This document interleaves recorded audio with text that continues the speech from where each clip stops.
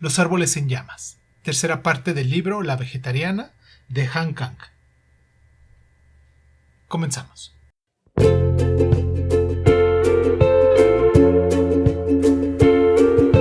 Hola, bienvenidos a Crónica Lonares Dizon. Yo soy Irving Sun. Escúchanos en tu plataforma favorita. Y si quieres tener acceso preferente, dale al botón de membresías en YouTube y ahí encontrarás audios exclusivos para miembros de este canal. Y sin más ni más, ¿qué tal si comenzamos?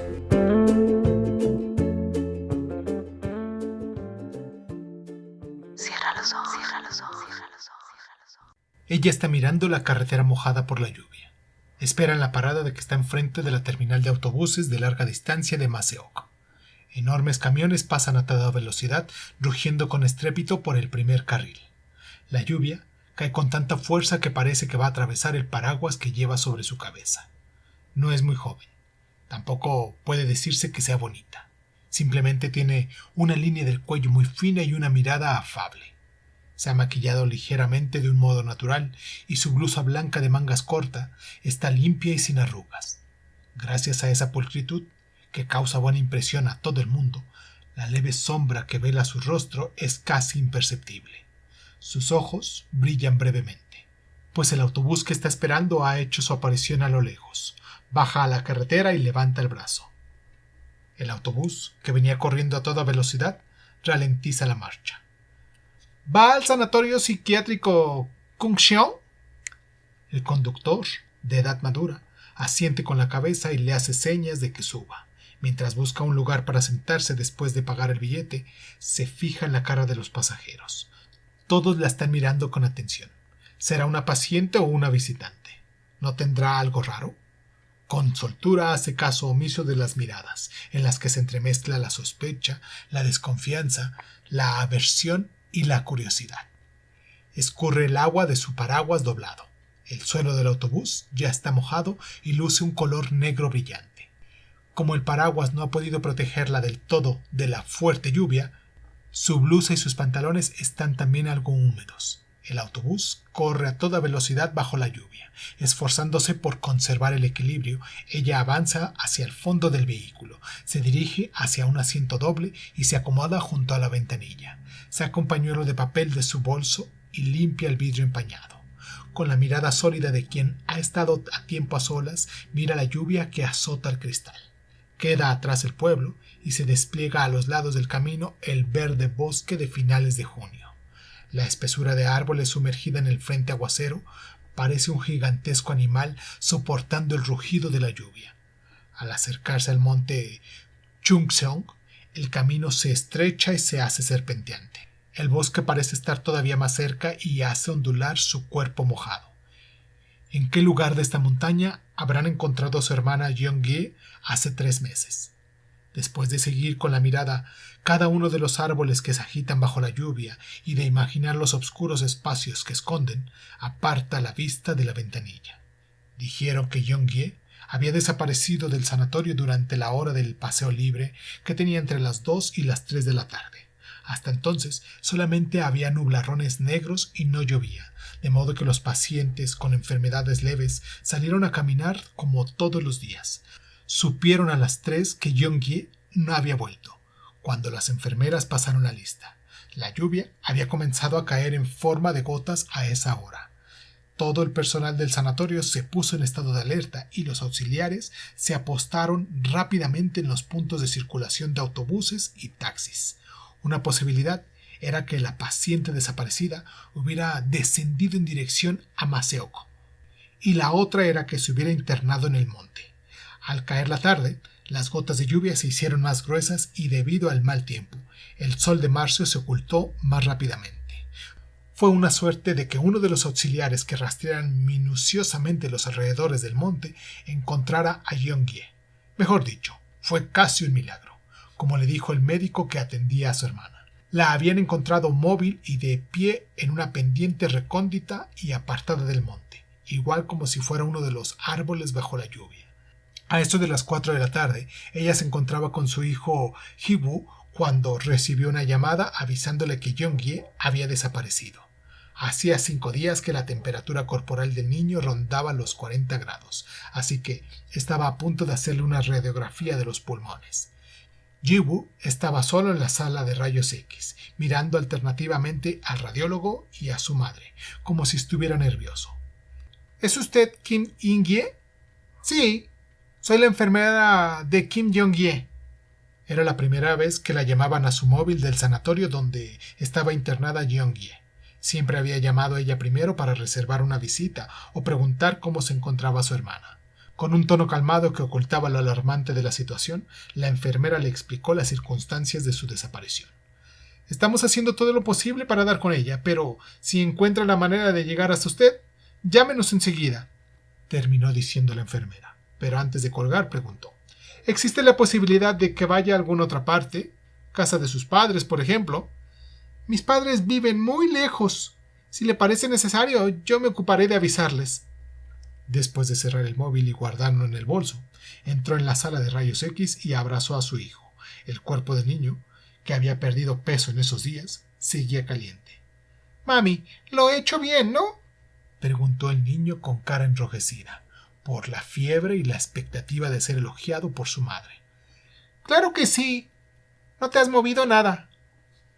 Tras escuchar el diagnóstico del médico afirmando que no era pulmonía, cogió un taxi con Ji-woo en brazos, bajo la lluvia, y volvió a casa. Se apresuró en bañarlo, darle de comer y hacerle tomar la medicina para acostarlo temprano.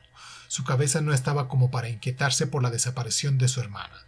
El niño había estado enfermo durante 5 días, así que hacía 5 días que no dormía bien. Si no le bajaba la fiebre esa noche, tendría que internarlo en un hospital más grande al día siguiente. Estaba preparando un bolso con el seguro médico y algunas ropas del niño por si se presentaba la situación de emergencia cuando sonó de nuevo el móvil. Eran casi las 9. ¿La han encontrado? Ay, menos mal. La visitaré la semana que viene como estaba programado. También dio las gracias con efusividad, pero debido al cansancio su voz sonó ronca y confusa. Cuando colgó, cayó en cuenta de que ese día había habido lluvias en todo el país.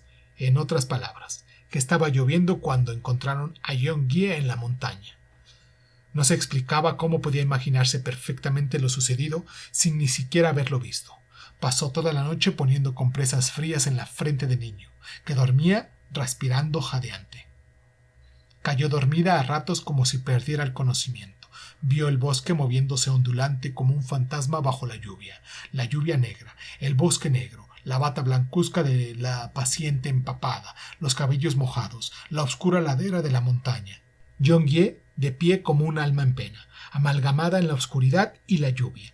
Se tranquilizó por fin hacia la madrugada, cuando le tocó la frente al niño y sintió el contacto frío. Salió de la habitación y se quedó mirando la débil luz azulada que entraba por la ventana del balcón de la sala. Se acurrucó de lado en el sofá tratando de dormir. Tenía que dormir, aunque solo fuera 1 hora antes de que se despertara Ji-woo. Me puse la cabeza abajo y entonces me empezaron a nacer hojas en el cuerpo y también me salieron raíces de las manos. Las raíces se fueron metiendo bajo la tierra, más y más. Y como estaba a punto de nacerme una flor en el pubis, abrí las piernas. Las abrí bien. La voz de Jong-ye que escuchó en sueños era al principio baja y afable. Luego, hacia la mitad, se hizo cándida como la de un niño, y finalmente se deshizo en sonidos de animales ininteligibles. Una fuerte repulsión que no había sentido despierta la sobresaltó y le hizo abrir los ojos, pero enseguida volvió a quedarse dormida. Esta vez ella se encontraba de pie ante el espejo del salón. En el reflejo, su ojo izquierdo estaba sangrando. Enseguida levantó la mano para limpiarse, pero, cosa extraña, su imagen en el espejo no se movió y se quedó quieta contemplando cómo le caía la sangre del ojo. La tos de Ji-woo la hizo levantarse y caminar tambaleante hacia la habitación del niño. Borrando la imagen de Jong-ye, que había estado acurrucada en un rincón de ese cuarto hacía mucho tiempo, cogió la mano que el niño extendía al aire como si tuviera convulsiones. «Shh, no pasa nada, tranquilo», susurró, pero no estaba claro si lo decía al niño para tranquilizarlo o a ella misma.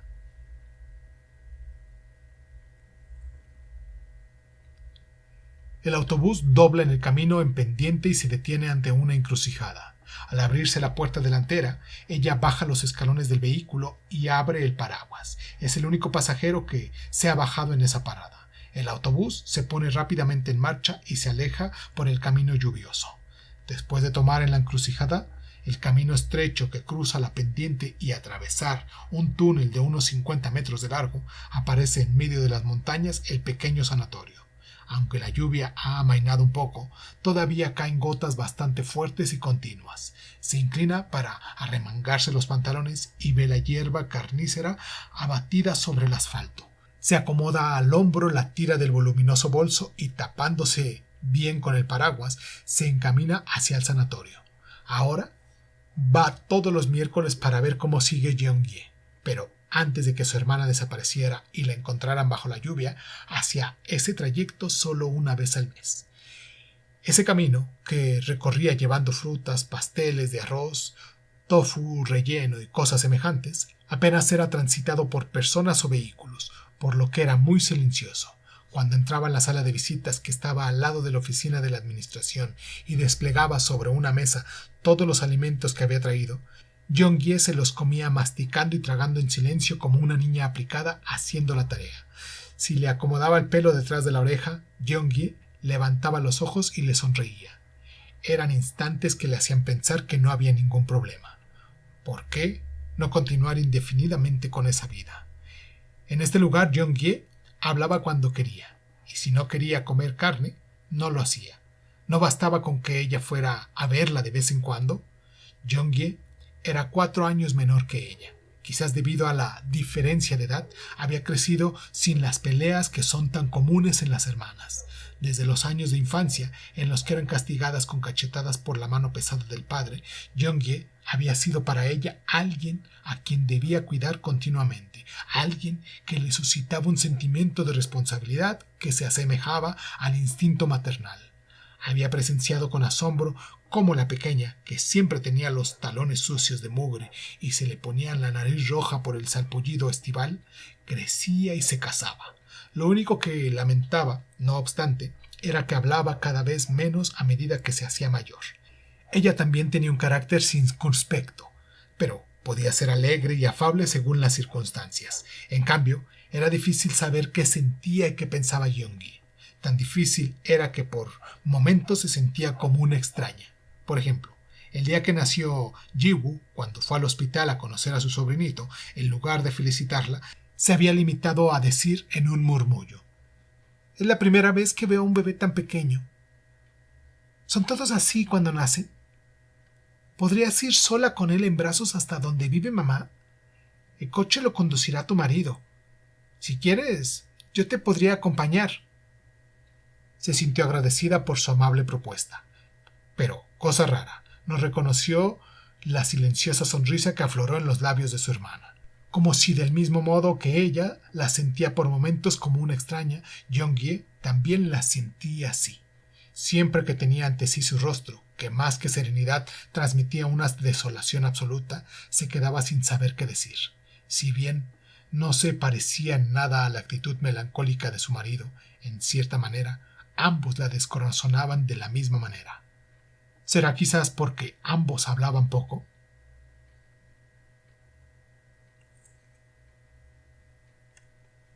Entra en el túnel. Debido al mal tiempo, está más oscuro que de costumbre. Cierra el paraguas. Camina escuchando sus pasos, que retumban con fuerza. Desde la pared, de donde parece rezumbar húmeda la obscuridad, vuela hacia ella una enorme polilla moteada de especie desconocida. Se detiene un instante para contemplar su aleteo. La polilla, que se ha trasladado al techo, ya no se mueve, como si se hubiera percatado de la presencia de un observador. A su marido le gustaba filmar seres alados, desde pájaros, mariposas, aviones, hasta polillas y moscas. A ella, que no tenía conocimientos del arte, la desconcertaban estas imágenes de vuelo, que no parecían tener demasiado que ver con el contenido de sus obras. Una vez le había preguntado por qué aparecían esas imágenes aladas. Era una filmación en la que, después de un puente derrumbado y de gente planeando en funerales, aparecía de repente durante unos 2 segundos la negra sombra de un pájaro que se elevaba lentamente por los aires. Porque sí, cuando pongo esas imágenes me siento mejor, le había respondido su marido, y a continuación se había sumergido en su habitual silencio. Había llegado a conocer verdaderamente a su marido, envuelto siempre en un silencio impenetrable. Durante un tiempo había pensado que sus trabajos le mostrarían cómo era él por dentro. Él hacía y exponía obras en formato de video que duraban unos 2 minutos los más cortos y 1 hora los más largos. En realidad, hasta antes de conocerlo, ni siquiera sabía que existía ese campo artístico. Sin embargo, a pesar de que se había esforzado mucho, no había podido comprender sus obras. Recordaba la tarde en que lo había conocido, delgado como un palo, con una barba de varios días y con una cámara de video, que parecía pesadísima, colgada al hombro. Había entrado en su tienda. Buscaba una loción para después de afeitarse. Apoyó los brazos sobre el vidrio del mostrador con un gesto tal de agotamiento que le pareció que ambos se vendrían abajo al mismo tiempo. Fue casi un milagro que ella, que casi no tenía experiencia en materia de hombres, le preguntara con una expresión afable si había comido. Él pareció sorprenderse un poco, pero estaba demasiado cansado como para expresar su desconcierto y no hizo otra cosa que mirarla. Ella cerró la tienda y salieron juntos a comer un almuerzo tardío. En parte fue porque ella tampoco había podido probar bocado hasta ese entonces, pero sobre todo porque el estado de total indefensión que mostraba él propició que dejara a un lado sus prevenciones. Desde ese día lo único que había esperado de él era que descansara con los cuidados que le dispensaba. Sin embargo, a pesar de toda su solicitud una vez casados, él seguía apareciendo agotado. Siempre estaba absorto en sus cosas y en momentos en los que estaba en casa se veía incómodo como un viajero alojado en un hotel de paso. Cuando su trabajo no avanzaba como deseaba, su silencio se tornaba más correoso que la goma y más pesado que la roca. Pasado un tiempo, se dio cuenta de algo, que quizás la persona a la que había querido hacer descansar con tanto esfuerzo no era él, sino a sí misma. Era ella misma, que se había marchado de su casa a los 19 años y se había abierto camino en la capital sin ayuda de nadie, lo que había visto reflejado en la silueta cansada de su marido. Del mismo modo que nunca había estado segura si sentía amor por él, tampoco había podido confirmar nunca si él la había querido. Eran tan poco diestro para las cosas de la vida cotidiana que de vez en cuando podía percibir que se apoyaba en ella. Tenía un carácter intransigible que le impedía mostrarse complaciente, de modo que le resultaba imposible ponderar o adular a nadie. Aun así, era siempre amable con ella. Nunca usaba palabras rudas y a veces incluso la miraba con respeto y admiración. «Eres demasiado para mí», le había dicho él alguna vez antes de casarse. «Tu bondad, tu estabilidad, tu serenidad, tu actitud de total naturalidad en la vida son cosas que me conmueven». Le había parecido un halago, aunque difícil de comprender.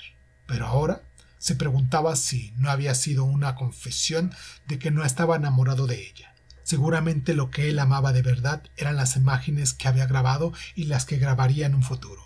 La primera vez que fue a una exposición suya después de casarse, se quedó estupefacta, pues no podía creer que ese hombre que se veía tan frágil hubiera ido a tantos lugares con su cámara en mano. Era difícil imaginarlo negociando en los lugares donde la grabación debió de ser comprometida o mostrando coraje, audacia y paciencia infinita en los momentos difíciles de la filmación. En otras palabras, no podía creer que pudiera haber tanta pasión en él. Percibió que existía un abismo entre sus apasionados trabajos y su vida cotidiana, en la que se veía como un pez encerrado en una pecera, hasta tal punto que no parecía ser la misma persona en uno y otro ámbito. Solo una vez había visto que le brillaban los ojos en casa. Fue cuando Ji-woo cumplió 1 año y comenzó a caminar. Cogió la cámara y filmó al niño que, tambaleante, hacía sus primeros pinitos en medio de la sala. También lo grabó cuando se abalanzó en los brazos de su madre y ella le besó en la cabeza. Entonces habló llena de vitalidad y con un brillo desconocido en sus ojos. Y si le añado una animación haciendo que broten flores de los pies de Ji-woo cada vez que da un paso, como una película de Hayao Miyazaki. No, mejor será hacer que vuele una bandada de mariposas. Entonces será mejor que volvamos a grabar en un prado. Entonces le había enseñado el funcionamiento de la videocámara y había seguido hablando con excitación, mientras le mostraba las imágenes que había grabado poco antes. Tú y el niño se pondrán ropa de color blanco. No, quizás sea mejor que se vean bien desarrapados. Sí, será mejor. Una excursión de una madre y un niño pobres. Y a cada paso vacilante del niño, vuela una bandada de mariposas multicolores como un milagro. Sin embargo, nunca habían ido a esa excursión del Prado, y Ji-woo había crecido pronto y había dejado de caminar con pasos vacilantes. El video de la bandada de mariposas que volaba a cada paso del niño quedó solo en su imaginación. A partir de algún momento comenzó a parecer todavía más cansado. Se quedaba trabajando en el taller por las noches y no volvía a casa los fines de semana, pero no se podían apreciar los frutos de su trabajo, aunque vagaba por las calles hasta que sus zapatillas quedaban negras. El resultado era el mismo. No fueron pocas las veces que ella se llevó un susto de muerte cuando se despertaba en la madrugada y encendía la luz del lavabo y lo encontraba durmiendo encogido en la bañera con la ropa puesta después de haber entrado en la casa quién sabe a qué hora. Después de que él se marchara de casa, el niño solía preguntar: ¿Tenemos papá en casa? Pero el niño hacía la misma pregunta todas las mañanas, incluso antes de que él se marchara. Ella le respondió brevemente diciendo: no tenemos, y añadía casi en un murmullo: no tenemos a nadie, estamos tú y yo solos y así será siempre.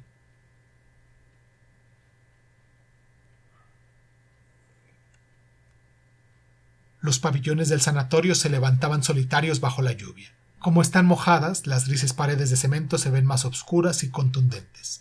Las ventanas de las habitaciones de los pacientes, que se encuentran en el primer y en el segundo piso, están cubiertas de barrotes. En los días claros es difícil ver la cara de los pacientes mirando por la ventana, pero en días como estos se podrían ver varios rostros grises contemplando la lluvia. Ella eleva la vista al segundo piso del edificio anexo, donde está la habitación de Jeong-hye, y se encamina hacia la entrada de la oficina, que está cerca de la tienda y la sala de visitas. Tengo cita con el doctor Bang-hyo. La empleada de la administración la reconoce y la saluda. Ella pliega el paraguas que chorrea el agua y se sienta en el largo banco de madera. Mientras espera que el doctor baje a la sala de consulta, gira la cabeza y se pone a mirar la alcoba en el centro del patio, como hace siempre. Es un árbol muy viejo que debe de tener unos 400 años. Ese árbol de muchas ramas que en los días claros refleja el sol y parecía estar diciendo algo, hoy que está sumergido en una lluvia, parece una persona taciturna que no quiere hablar. La corteza de su viejo tronco está empapada y es oscura como la noche, y las hojas de sus ramas más delgadas reciben la lluvia temblando. Ella contempla en silencio ese paisaje, sobre el que se superpone la imagen de Jeong-hye como un fantasma. Cierra durante largo rato sus ojos enrojecidos y luego los abre. El árbol callado sigue ocupando toda su visión. Después de esa mala noche, Ji-woo se ha recuperado y va de nuevo a la guardería. Pero ella sigue sin poder dormir bien. Durante 3 meses no ha podido dormir más de 1 hora seguida por las noches. La voz de Jeong-hye, el bosque donde cae la lluvia negra y su propio rostro cubierto por la sangre que se derrama de sus ojos despedazan la larga noche como la porcelana que estalla en 1000 pedazos afilados. Es a las 3 de la madrugada cuando desiste de su intento de dormir y se levanta. Entonces se lava la cara y los dientes, hace la comida para el resto del día y ordena cada uno de los rincones de la casa, pero las agujas del reloj apenas parecen moverse, como si un peso sólido colgara de ellas. Al final, entra en la habitación de su marido y escucha los discos que dejó. Se pone a dar vueltas por la habitación con las manos en la cintura, como era su costumbre, o se acuesta encogida en la bañera con la ropa puesta. Entonces, le parece sentir que por primera vez lo comprende. Seguramente no tenía la fuerza suficiente siquiera para desvestirse, menos todavía para ajustar el agua de la ducha y bañarse. Se da cuenta de que ese espacio cóncavo y estrecho es el lugar más acogedor del apartamento de algo de más de 100 metros cuadrados. ¿En qué punto se torcieron las cosas?, se pregunta en esos momentos. ¿Dónde comenzó todo esto? Mejor dicho, ¿dónde comenzó a desmoronarse todo esto? Jong-ye había empezado a comportarse de un modo extraño unos 3 años atrás, cuando repentinamente se volvió vegetariana. Ahora hay mucha gente que es vegetariana, pero lo particular en su caso era que no estaban claros los motivos que la habían llevado a aquello. Había adelgazado hasta un modo lastimoso, casi no dormía, y aunque siempre había tenido un carácter taciturno, había perdido el habla hasta el punto en el que era difícil la comunicación. Empezando por el marido de su hermana, toda la familia estaba muy preocupada por ella. Finalmente, en la comida que organizó en su casa cuando se mudaron a su nuevo apartamento, el padre le había pegado a Jong-ye una bofetada y le había metido a la fuerza un trozo de carne en la boca. Todo su cuerpo había temblado, como si fuera ella la que hubiera recibido el golpe y no su hermana.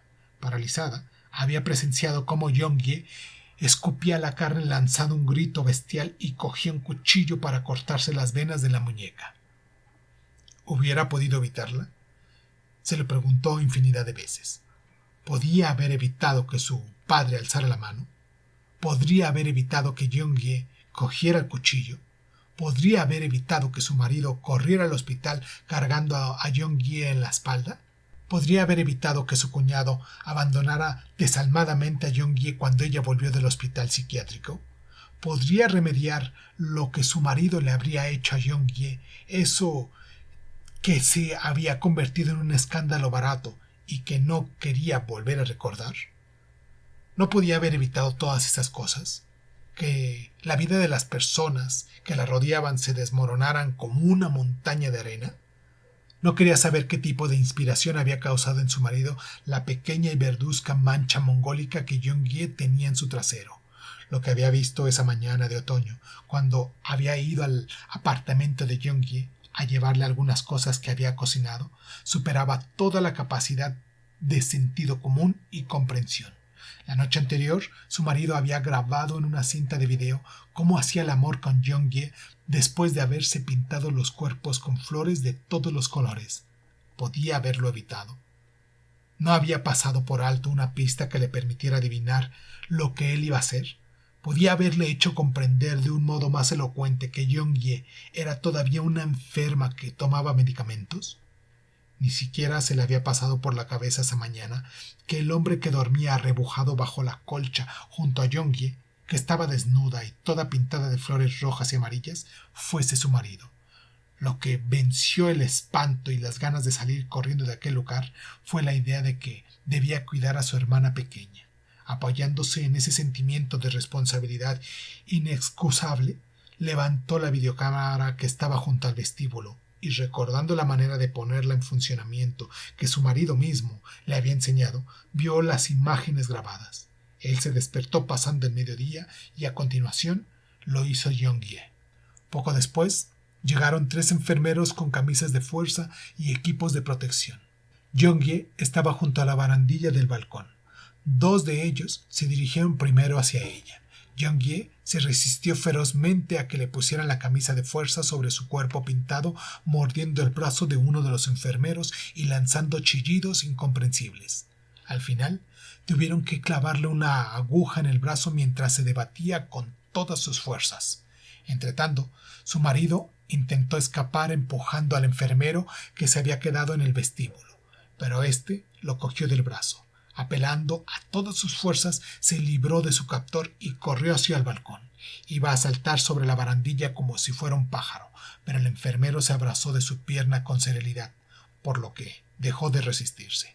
Presenció todo aquello temblando como una hoja. En el momento en el que sus ojos se encontraron con los de su marido cuando era llevado por los enfermeros, intentó fulminarlo con la peor de sus miradas. Sin embargo, en los ojos de él no había lascivia ni locura, así como tampoco arrepentimiento ni rencor. Solo había espanto, el mismo que ella sentía en ese instante. Así había terminado todo. A partir de entonces su vida ya no volvió a ser la de antes. En el hospital su marido fue diagnosticado como una persona en sus cabales, de modo que lo encerraron en una celda. Liberado después de varios meses de juicio y de tediosas solicitudes de excarcelación, desapareció y no volvió a verlo. En cambio, Jong-ye fue ingresada en el pabellón de confinamiento de un hospital psiquiátrico. Había vuelto a hablar durante un tiempo breve después de su primera manifestación de locura, pero se sumergió de nuevo en el silencio. En lugar de hablarle a las personas, se ponía en cuclillas en los sitios soleados y murmuraba a solas cosas incomprensibles. Seguía sin comer carne y si encontraba un trozo de algún tipo de comida, escapaba gritando. En los días de mucho sol se pegaba a la ventana y, desabrochándose la bata de enferma, sacaba sus pechos al aire. Sus padres, que se habían vuelto repentinamente viejos y más enfermos, ya no querían ver a su segunda hija y hasta habían cortado todo contacto con la mayor, pues le recordaban al yerno al que consideraban poco menos que una bestia. Lo mismo había hecho su hermano pequeño y su esposa. Sin embargo, ella no podía abandonar a Jeonghye, puesto que alguien tenía que pagar los gastos del hospital y erigirse en su valedor. Siguió viviendo, cargando sobre sí las murmuraciones, que no terminaban de acallarse. Siguió llevando la tienda de cosméticos. El tiempo, que es el torrente ecuánime hasta la crueldad, se llevó en sus aguas su vida firmemente asentada alrededor de la paciencia. Ji-woo, que tenía 5 años entonces, ahora tendría 6, y Jeonghye estaba mucho mejor desde que la habían trasladado a ese sanatorio por costes razonables y mejores condiciones ambientales. Desde pequeña había demostrado tener un carácter fuerte, que es el rasgo que tienen en común las personas que se labran la vida con su propio esfuerzo. Sabía sobrellevar todas las cosas que ocurrían y la diligencia formaba parte de su naturaleza. Ponía lo mejor de sí en sus papeles de hija, hermana, esposa, madre, sustentadora del hogar y hasta como uno de los tantos pasajeros del metro. Gracias a la inercia de esa diligencia y del paso del tiempo, seguramente hubiera podido superarlo todo. Si, en marzo, Jeonghye no hubiera desaparecido de pronto, si no la hubiesen encontrado en plena noche bajo la lluvia y en medio del bosque, si a partir de entonces sus síntomas no hubieran empeorado drásticamente. Tac, tac, tac, haciendo resonar con fuerza sus tacones. Un médico joven con bata blanca se acerca caminando desde el otro lado del pasillo. Ella se levanta y lo saluda, y el médico responde inclinando ligeramente la cabeza. Con un movimiento amplio de su brazo, señala la sala de consultas. Ella le sigue en silencio y entra en la sala. El médico, que parece tener algo más de 35 años, es corpulento y atractivo. Tiene una expresión y una forma de andar que denotan mucha seguridad, pero cuando se sienta detrás del escritorio, la mira con ceño fruncido. Ella se percata de que la entrevista no es del agrado del médico y eso echa abajo su ánimo. ¿Cómo está mi hermana, doctor? Hemos hecho todo lo posible, pero sigue igual. Entonces hoy... Ella no acaba la frase y se sonroja como si hubiera hecho algo malo, por lo que el médico continúa donde ella se ha detenido. Hoy vamos a intentar inyectarle un poco de papilla líquida con un tubo. Si mejora bien, pero si no, tendrá que ingresarla en el servicio de cuidados intensivos de un hospital corriente. ¿Podría verla antes para tratar de hablarle? El doctor la mira con ojos poco esperanzados. Se ve muy cansado. Parece guardar un enojo oculto hacia los pacientes que no evolucionan como es su deseo. Le daré 30 minutos. Si logra convencerla, avise en la sala de enfermeras. Si no, nos vemos a las 2, le dice, mirando su reloj pulsera. Parece que va a levantarse y a salir de la sala. Pero, como si de pronto se sintiera apenado por ella, sigue hablando. Como le dije la otra vez, de un 15 a 20% de las personas que tienen anorexia nerviosa mueren por inanición. Aunque esté en los puros huesos, el paciente piensa que está gordo. Es frecuente que la causa psicológica sea el conflicto de una madre muy dominante, pero el caso de Jeonghye Kim es especial, porque tiene esquizofrenia y además rechaza la comida. Tenía la certeza de que no era esquizofrenia aguda y, para serle sincero, no pude prever que ocurriría esto. Si tuviera delirio persecutorio sería más fácil convencerla. Mejoraría solo con ver que el médico come lo mismo que ella. Sin embargo, en el caso de Kim Jeonghye, no está claro por qué rechaza la comida y los medicamentos no le producen ningún efecto. Me cuesta mucho decirle esto. Pero no hay otra alternativa, puesto que lo primordial es preservar su vida, y en nuestro sanatorio no podemos asegurarle eso. Antes de levantarse, el médico le hace una pregunta que denota sensibilidad profesional. ¿Tiene usted mala cara? ¿Duerme bien? Al ver que ella no le contesta de inmediato, añade con gravedad. Tiene que cuidar de su salud, aunque sea por la paciente. Ambos inclinan la cabeza de manera de saludo, y el médico, tal como vino, se marcha de la sala haciendo resonar sus pasos. Cuando ella sale, ve que su silueta se aleja por el pasillo. Vuelve a sentarse en el largo banco de madera que está delante de la oficina y ve entrar en el vestíbulo a una mujer de mediana edad, llamativamente arreglada, cogida del brazo de un hombre de edad parecida. ¿Habrán venido a visitar a una paciente? Justo entonces comienzan a salir insultos de la boca de la mujer sin ningún reparo. Sin prestarle atención, como si ya estuviera acostumbrado, el hombre saca de la billetera la póliza del seguro médico y la entrega en la ventanilla de la admisión. ¡Cabrones! Le sacaría las entrañas y me las comería. Me voy a vivir a otro país. No quiero vivir ni un solo día más con ustedes. No parece el marido. ¿Será el hermano mayor? Quizás el más pequeño. Si viene para internarla en el hospital, seguramente pasará la noche en la sala de estabilización. La atarán de pies y manos, y con toda probabilidad le pondrán una inyección tranquilizante. Ella se queda mirando el espléndido sombrero de flores de la mujer, que no para de gritar.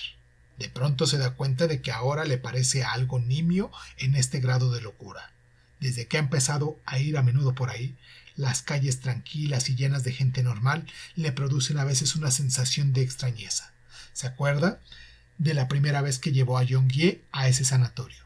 Era una tarde clara de principios de invierno. El pabellón de confinamiento del Hospital General, que estaba en Seúl, le quedaba mucho más cerca, pero su coste era tan alto que habían tenido que trasladarla a ese lugar, donde ofrecían un trato bastante bueno a los pacientes.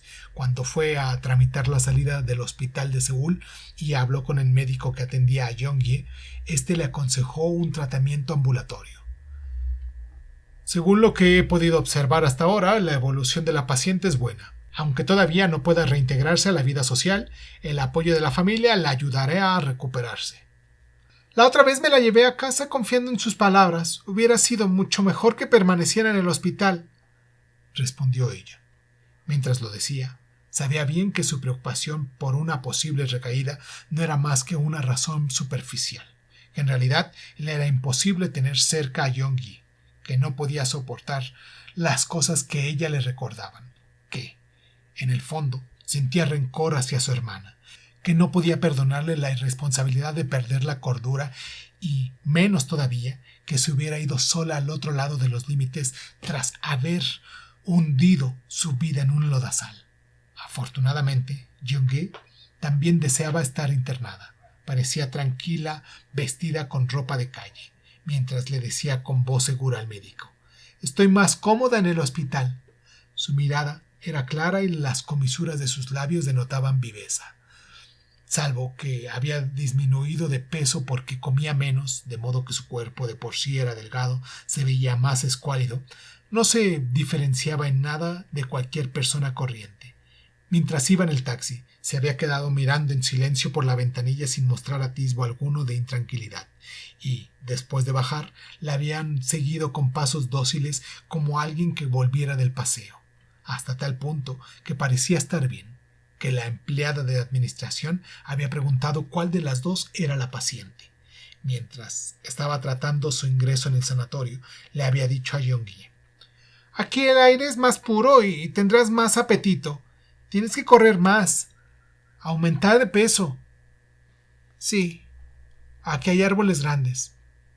Llamado por el personal de la oficina, se acercó a un auxiliar de edad madura y complexión fuerte y revisó el contenido del equipaje.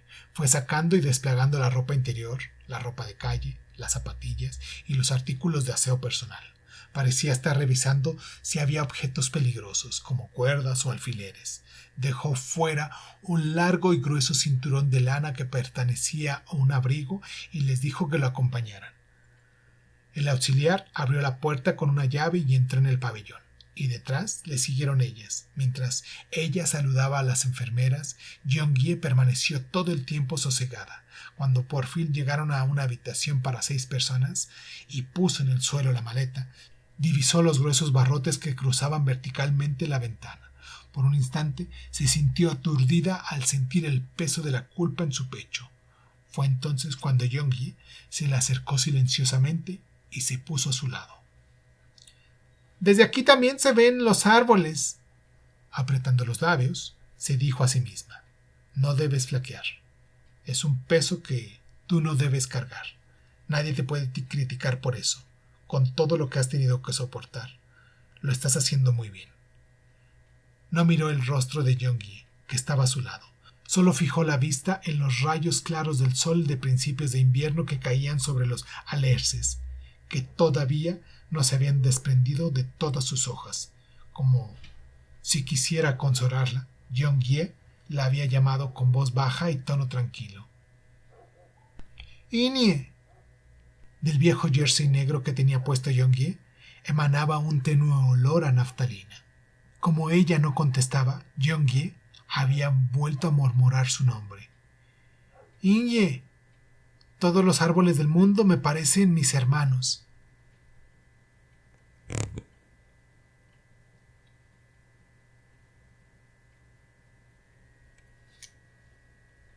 Deja atrás el pabellón 2, donde están los enfermeros indigentes y los disminuidos psiquiátricos, y se detiene ante la puerta del pabellón 1. Se puede ver a los pacientes que miran hacia afuera pegados a la ventana. Como no han podido salir durante varios días debido a la lluvia, se sienten encerrados. Al tocar el timbre, un auxiliar de casi 50 años sale a la sala de enfermeras y va hacia la puerta con una llave en la mano. Tras recibir el aviso de su oficina, ha bajado a la segunda planta donde está Jeonghye y la ha estado esperando. El auxiliar que le ha abierto la puerta se da la vuelta con un movimiento ágil y cierra con llave en cuanto salen. Distingue a una joven mujer que la mira con la mejilla pegada al otro lado de la puerta de vidrio. Sus ojos vacíos la observan fijamente. Es una mirada tenaz que una persona sana no podría nunca posar sobre otra. «¿Cómo está mi hermana?», pregunta subiendo las escaleras hacia la segunda planta.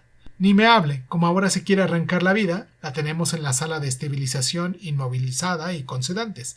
Tan delgada como está, no entiendo de dónde le sale la fuerza para resistirse de ese modo», respondió el auxiliar, moviendo la cabeza. «Entonces, ¿ahora está en la sala de estabilización?»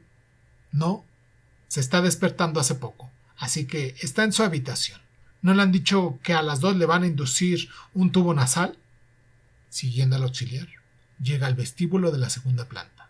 Cuando hace buen tiempo, los pacientes más ancianos se sientan en las sillas plegables delante de la ventana a tomar el sol. Otros están concentrados jugando al ping-pong. Y gracias a la música alegre que ponen desde la sala de enfermeras, siempre hay mucha animación. Sin embargo, hoy la lluvia parece haberse tragado toda esa actividad. La mayoría de los pacientes deben de estar en sus habitaciones, porque el lugar se ve casi vacío. Los enfermos de Alzheimer se mordisquean las uñas o se miran los pies con los hombros hundidos y algunos están pegados a las ventanas sin hablar, mientras que las mesas de ping-pong permanecen vacías. Posa la vista en el extremo del pasillo oeste, donde los rayos del sol de la tarde entran más brillantes por el ventanal. Cuando fue a visitarla en marzo, poco antes de que desapareciera en el bosque bajo la lluvia, Jeonghye no bajó a la sala de visitas. La enfermera que la tenía a su cargo le avisó a través del teléfono de la oficina de que hacía varios días que Jeonghye no quería salir del pabellón. Se quedaba dentro del edificio incluso en horas de paseo libre, que era el momento del día preferido de los pacientes. Como había venido de muy lejos, ella rogó que le dejaran verla aunque fuera por un momento, por lo que un auxiliar fue a buscarla a la administración y la trajo a este pabellón. Cuando descubrió al final del pasillo oeste una paciente que estaba extrañamente cabeza abajo, no se imaginó que pudiera ser Jeonghye. Solo cuando la enfermera con la que acababa de hablar por teléfono la llevó hasta ese sitio, reconoció la abundante y larga cabellera de su hermana. cabeza abajo con las manos en el suelo. Jeong-hye tenía la cara roja por la sangre concentrada de su rostro. Hacía 30 minutos que estaba así. Comenzó a hacer esto hace 2 días. No parecía inconsciente, pero tampoco habla. Es diferente de los pacientes catatónicos. Hasta ayer la obligamos a meterse en su habitación, pero no sirve de nada porque se pone cabeza abajo ahí también. Y como no la podemos tener atada, si la empuja un poquito fuerte, verá que se cae. Si no le contesta, empújela un poco. Justamente estábamos a punto de hacerla caer para mandarla a su habitación, le dijo la enfermera con un tono preocupado, antes de marcharse a la sala común. Al quedarse ella sola, se puso de cuclillas e intentó cruzar su mirada con la de Jeong-hye. Cuando alguien se pone cabeza abajo, su cara se ve muy diferente de cuando estaba de pie. Jeong-hye tenía las mejillas flacas, pero aún así se veía extraña con la piel caída hacia abajo. Jeong-hye miraba fijamente un punto en el vacío con los ojos abiertos y brillantes. Ni siquiera parecía haberse percatado de que estaba ahí su hermana. «¿Jeong-hye?» Como no le contestaba, volvió a llamarla más fuerte. «Jeong-hye, ¿qué estás haciendo? ¡Ponte de pie!», le dijo, estirando la mano hacia sus mejillas enrojecidas.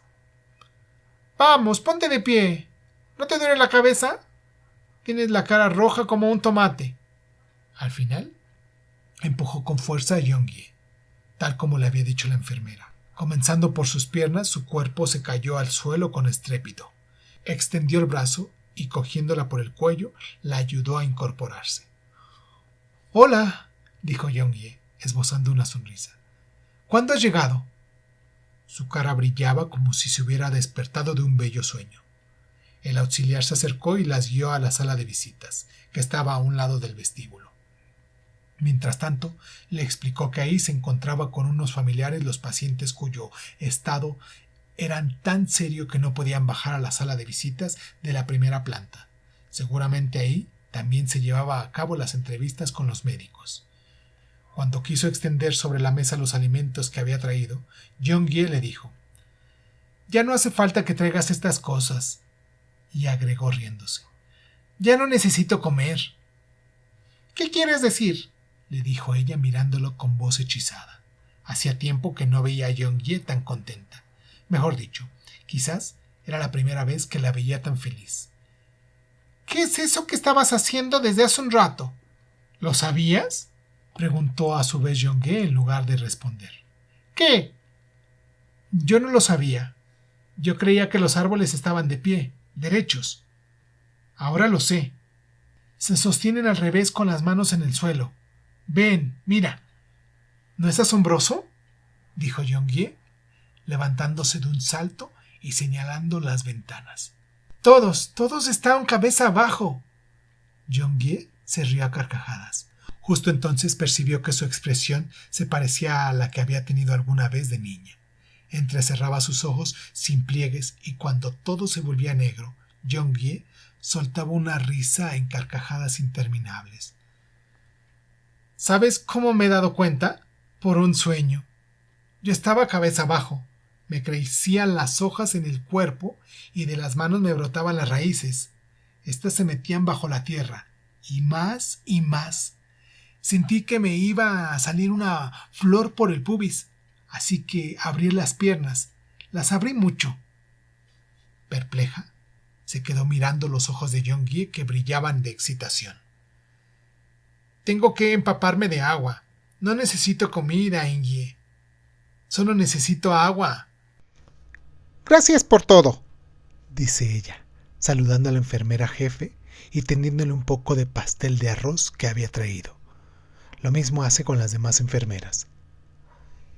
Mientras conversa con ellas sobre el estado de Jeong-hye, como lo hace siempre, una paciente de unos 50 años que invariablemente la confunde con una enfermera se acerca con pasos presurosos y le hace una reverencia postrándose hasta el suelo. «Me duele la cabeza. Dígale al doctor que me cambie de medicación». «No soy enfermera. He venido a ver a mi hermana. Por favor, ayúdeme. Me duele tanto la cabeza que me quiero morir». «¿Cómo quiere que viva así?», le dice la mujer mirándole con ojos suplicantes. En ese instante, Un joven paciente de 20 y tantos años se coloca detrás de ella, casi plegado a su espalda. Es algo que ocurre frecuentemente en un sanatorio, pero ella se inquieta. Los pacientes no hacen caso de la distancia apropiada que deben guardar entre sí la gente, así como el tiempo adecuado en el que se puede mirar a una persona. Algunos tienen la mirada perdida propia de los que viven sumergidos en su mundo, pero también hay muchos que tienen una mirada tan lúcida que pueden ser confundidos con el equipo médico, así como había sido alguna vez Jeonghye. «Enfermera, ¿por qué le dejan hacerlo? ¿No ve que no para de pegarme todo el rato?», grita una mujer de 30 y tantos años con una voz aguda a la enfermera jefe. Cada vez que viene a ver a Jeonghye, le parece notar que el delirio persecutorio de esa mujer ha empeorado. «Voy a tratar de hablar con mi hermana», le dice a las enfermeras. Por la expresión que tienen, se puede entrever que están agotadas por Jeonghye. Ninguna de ellas parece pensar que vaya a servir de algo su presencia. Se aleja con precaución, procurando no rozar con nadie. Camina en dirección al pasillo este, donde está la habitación de Jeonghye. Al entrar en el cuarto, que tiene la puerta abierta, una mujer de pelo muy corto la reconoce y se acerca. «Hola, ¿ha venido a ver a Jeonghye?». Es Eyu, que está bajo tratamiento por alcoholismo e hipomanía. Es corpulenta y su voz es ronca, pero no le falta gracia, sobre todo por sus ojos redondos y grandes. En este sanatorio, los pacientes en mejor estado cuidan a los pacientes con demencia senil y reciben una pequeña paga para sus gastos por parte de los auxiliares. Como Jeonghye ha comenzado a rechazar la comida y tiene problemas de movilidad, ha sido puesta bajo los cuidados de Eyu. «Gracias por su ayuda», le dice, pero cuando está a punto de esbozar una sonrisa, la mano húmeda de Eyu se posa sobre la suya. «¿Qué hacemos? Dicen que Jeonghye puede morirse», dice Hegu con sus ojos redondos llenos de lágrimas. «¿Cómo está?». «Ha vuelto a vomitar un poco de sangre. Como no come, los ácidos estomacales le corroen las paredes del estómago y le provocan espasmos gástricos. Será por eso que sangra», dice Eyu sollozando más fuerte. «Cuando comencé a cuidarla no estaba así. Si le hubieran atendido con más celo, quizás se encontraría mejor ahora. No me imaginé que empeoraría de esta manera. No sé para qué me he encargado de ella, pero si no lo hubiera hecho, no me sentiría tan mal ahora». Soltando la mano de Hegu, que habla cada vez con mayor excitación, se acerca lentamente a la cama de Jeonghye. Piensa para sus adentros que le gustaría no poder ver, que ojalá alguien le tapara los ojos. Jeonghye está tendida muy rígida. Sus ojos parecen estar dirigidos hacia la ventana, pero observándola con atención, se puede saber que no está viendo nada. No le queda carne en la cara, el cuello, los hombros, los brazos y las piernas. Parece una víctima en una zona catastrófica que sufriera de inanición. Puede notarse que le han crecido un vello suave en las mejillas y los brazos, semejante al que tienen los bebés. Se acuerda de que el médico le explicó que es porque le han roto el equilibrio hormonal debido al tiempo que lleva sin comer. ¿Será que Jeonghye desea volver a ser una niña? Hace tiempo que dejó de menstruar y con su peso actual de 30 kilogramos apenas queda algo de sus pechos. Desaparecidas todas las características sexuales de una adulta, Jeonghye está acostada en la cama con un aspecto de una niña extraña. Levanta la sábana blanca que la cubre y da vuelta al cuerpo completamente inmóvil de Jeonghye para comprobar que no se le ha formado una nueva úlcera de cúbito de espalda o en el coxis. La llaga que le ha salido la otra vez no ha empeorado. Se fija en la nítida mancha mongólica de color verduzco que tiene en medio del trasero, del que no le quedan los huesos. La imagen de unas flores que nacía de ese punto y se extendía hacia el resto de su cuerpo pasa como un vértigo por sus ojos y desaparece. «Gracias, Hegu. Todos los días la he limpiado con una toalla mojada y le he puesto talco, pero el tiempo es tan húmedo que tarda en curarse». «Gracias, de verdad». Antes la bañaba con ayuda de la enfermera y aún así era muy cansado, pero ahora pesa tan poco que no cuesta nada. Es como si estuviera cuidando un bebé.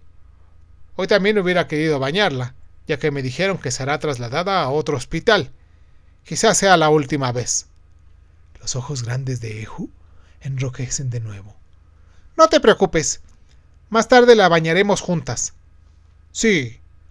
Han dicho que a las 4 volverá a salir el agua caliente, dice Hegu enjuagándose una y otra vez los ojos. Entonces la veo más tarde. Saluda con un movimiento de cabeza a Hegu, que sale de la habitación y vuelve a cubrir el cuerpo de su hermana con la sábana. Al acomodarle mejor la ropa para que no se le sobresalgan los pies, descubre los sitios en donde se le han reventado las venas. Los brazos, los pies y hasta los talones. No tiene ni una sola zona sana en todo el cuerpo. La inyección intravenosa es la única manera de proporcionarle proteínas y glucosa, pero ya no hay lugares donde pueda ser pinchados con la aguja. La única salida es conectar con la vena cava que pasa por el hombro, pero esta es una operación difícil y debe ser realizada en un hospital general. Es lo que le comunicó por teléfono el doctor que está a cargo de su hermana. También le dijo que había intentado varias veces introducirle un tubo largo por la nariz para pasarle algún alimento líquido directamente al esófago, pero que no había tenido éxito porque Jeong-hye cerraba la garganta. El intento de hoy será el último, pues el equipo médico ha decidido abandonar la cura de Jeong-hye. Cuando fue a la administración el día de la visita programada, 3 meses después de que su hermana hubiera sido encontrada en el bosque, recibió el mensaje de que el médico que llevaba a su hermana había querido hablar con ella.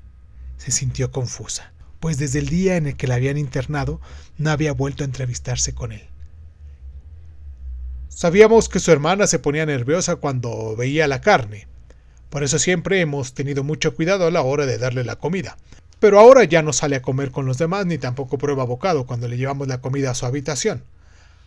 Hace 4 días de esto y ya ha empezado a deshidratarse.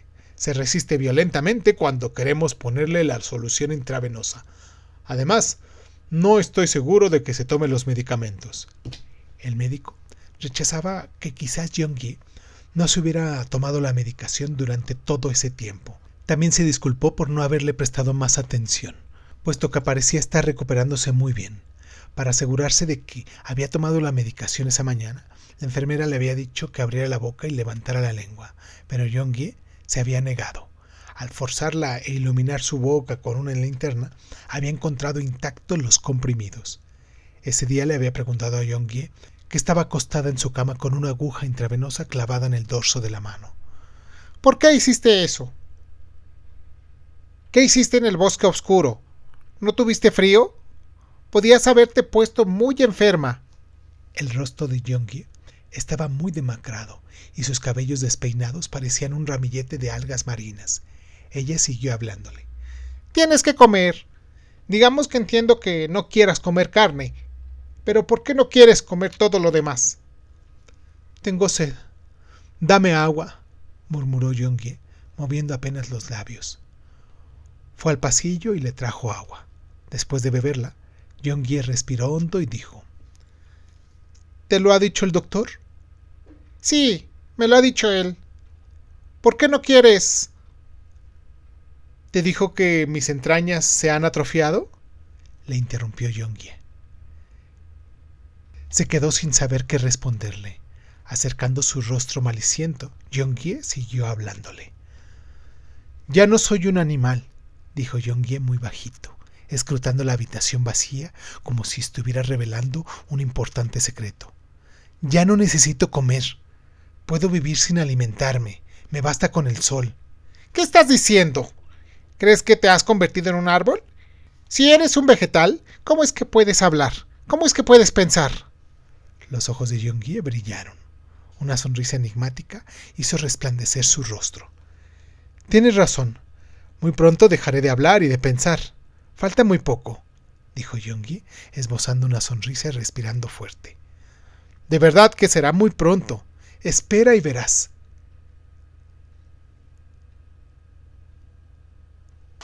Está pasando el tiempo. Los 30 minutos que les han dado no es mucho tiempo. Fuera de la ventana la lluvia cae con más fuerza que antes, aunque, considerando que no le tiemblan las gotas de lluvia retenidas en la red mosquitera, puede que la lluvia le haya detenido momentáneamente. Ella se sienta en la silla que está cerca de la cabecera de su cama, abre el bolso y saca varios envases herméticos de distintos tamaños. Después de observar durante un rato los ojos de Yoongi, que no parecen estar mirando a ninguna parte, abre en primer lugar el más pequeño, que tiene forma cuadrada. El aromático olor se extiende por la habitación húmeda. Yoongi, es melocotón. Melocotón en almíbar. A ti te gusta. Incluso lo comías en la época en la que se vendían melocotones de verdad, como una niña pequeña, dice ella pinchando uno de los trozos blandos con el tenedor y poniéndolo cerca de la nariz de Yoongi. Huélelo. ¿Qué no te apetece comer un poco? En los otros envases ha traído sandía cortada en trozos. ¿Te acuerdas de que cuando eras pequeña querías sentir el olor cada vez que yo partía una sandía? Algunas se partían por la mitad apenas las tocaba con el cuchillo y esparcían su aroma por toda la casa. ¿Te acuerdas? Yoongi no se mueve lo más mínimo. 3 meses de ayuno dejaban a una persona en este estado. Se le había achicado hasta la cabeza y su rostro se había vuelto tan pequeño que era imposible reconocerlo como el de una persona adulta. Con cuidado, ella prueba a rozarle los labios con un trozo de sandía. Con los dedos intenta abrirle la boca, pero Yoongi la mantiene fuertemente cerrada. Yoongi, la llama en voz baja. Vamos, di algo, Yoongi. Ella frena el impulso de sacudirle los hombros rígidos y abrirle la boca a la fuerza. Tiene ganas de gritarle con todas sus fuerzas en el oído hasta romperle los tímpanos. ¿Qué estás haciendo? ¿Me escuchas? ¿Quieres morir? ¿De verdad quieres morirte? Ella contempla con aturdimiento cómo le sube por dentro la furia como si fuera una espuma hirviendo. El tiempo pasa. Gira la cabeza y mira hacia la ventana. Parece que ha dejado de llover, pero el cielo sigue nublado y los árboles mojados se mantienen en silencio.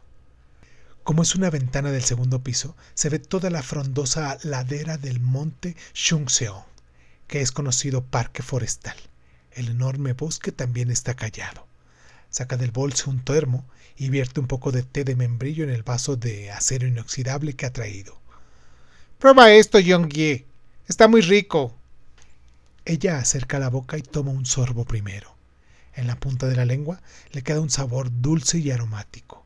Vierte un poco de té en un pañuelo y con él humedece los labios de Yoongi, que sigue sin mostrar ninguna reacción. ¿Quieres morirte así? No, tú no quieres morirte. Si quieres convertirte en un árbol, tienes que comer, tienes que vivir, le dice. De pronto, para de hablar y contiene la respiración, pues le nace una sospecha que no desea reconocer. ¿No estaría equivocada? ¿No sería que lo que deseaba Yoongi desde el principio era la muerte? ¡No!, se repite una y otra vez para sus adentros. «Tú no quieres morirte». Antes de dejar hablar por completo, es decir, hace un mes aproximadamente, Yoongi había dicho algo con un susurro. «Inie, sácame de aquí». Había perdido tanto peso que parecía otra persona, como si le costara hablar. Pronunció las palabras de manera entrecortada, entremezclando ásperos resuellos. «Todos quieren hacerme comer. Yo no quiero, pero me obligan. La otra vez lo vomité todo. Ayer apenas comí un poco. Me pusieron una inyección. Inie, no me gusta esa inyección. De verdad que no me gusta. Sácame de aquí, por favor. No quiero seguir en este lugar», le respondió tomándola de las manos. «Pero si casi no puedes caminar. Es gracias al suero que estás aguantando. ¿Vas a comer si te llevo a casa? Si me prometes que comerás, te sacaré de aquí». Mientras le decía eso, se dio cuenta de que se apagaba una llama en los ojos de su hermana. «Vamos, prométemelo». «Eres igual que los demás», le respondió Yoongi, con una voz apenas audible y apartando la vista. «¿Por qué dices eso? Yo solo quiero Nadie me comprende, ni el doctor ni las enfermeras. Todos son iguales, sin querer comprenderme. Me dan medicamentos y me ponen inyecciones, dijo Young-hye lentamente y en voz baja, pero con firmeza. Su tono no podía ser más frío. ¡Es que tienen miedo de que te mueras!, le gritó sin poder contenerse. Young-hye tornó la vista hacia ella y la miró fijamente como se mira a una desconocida.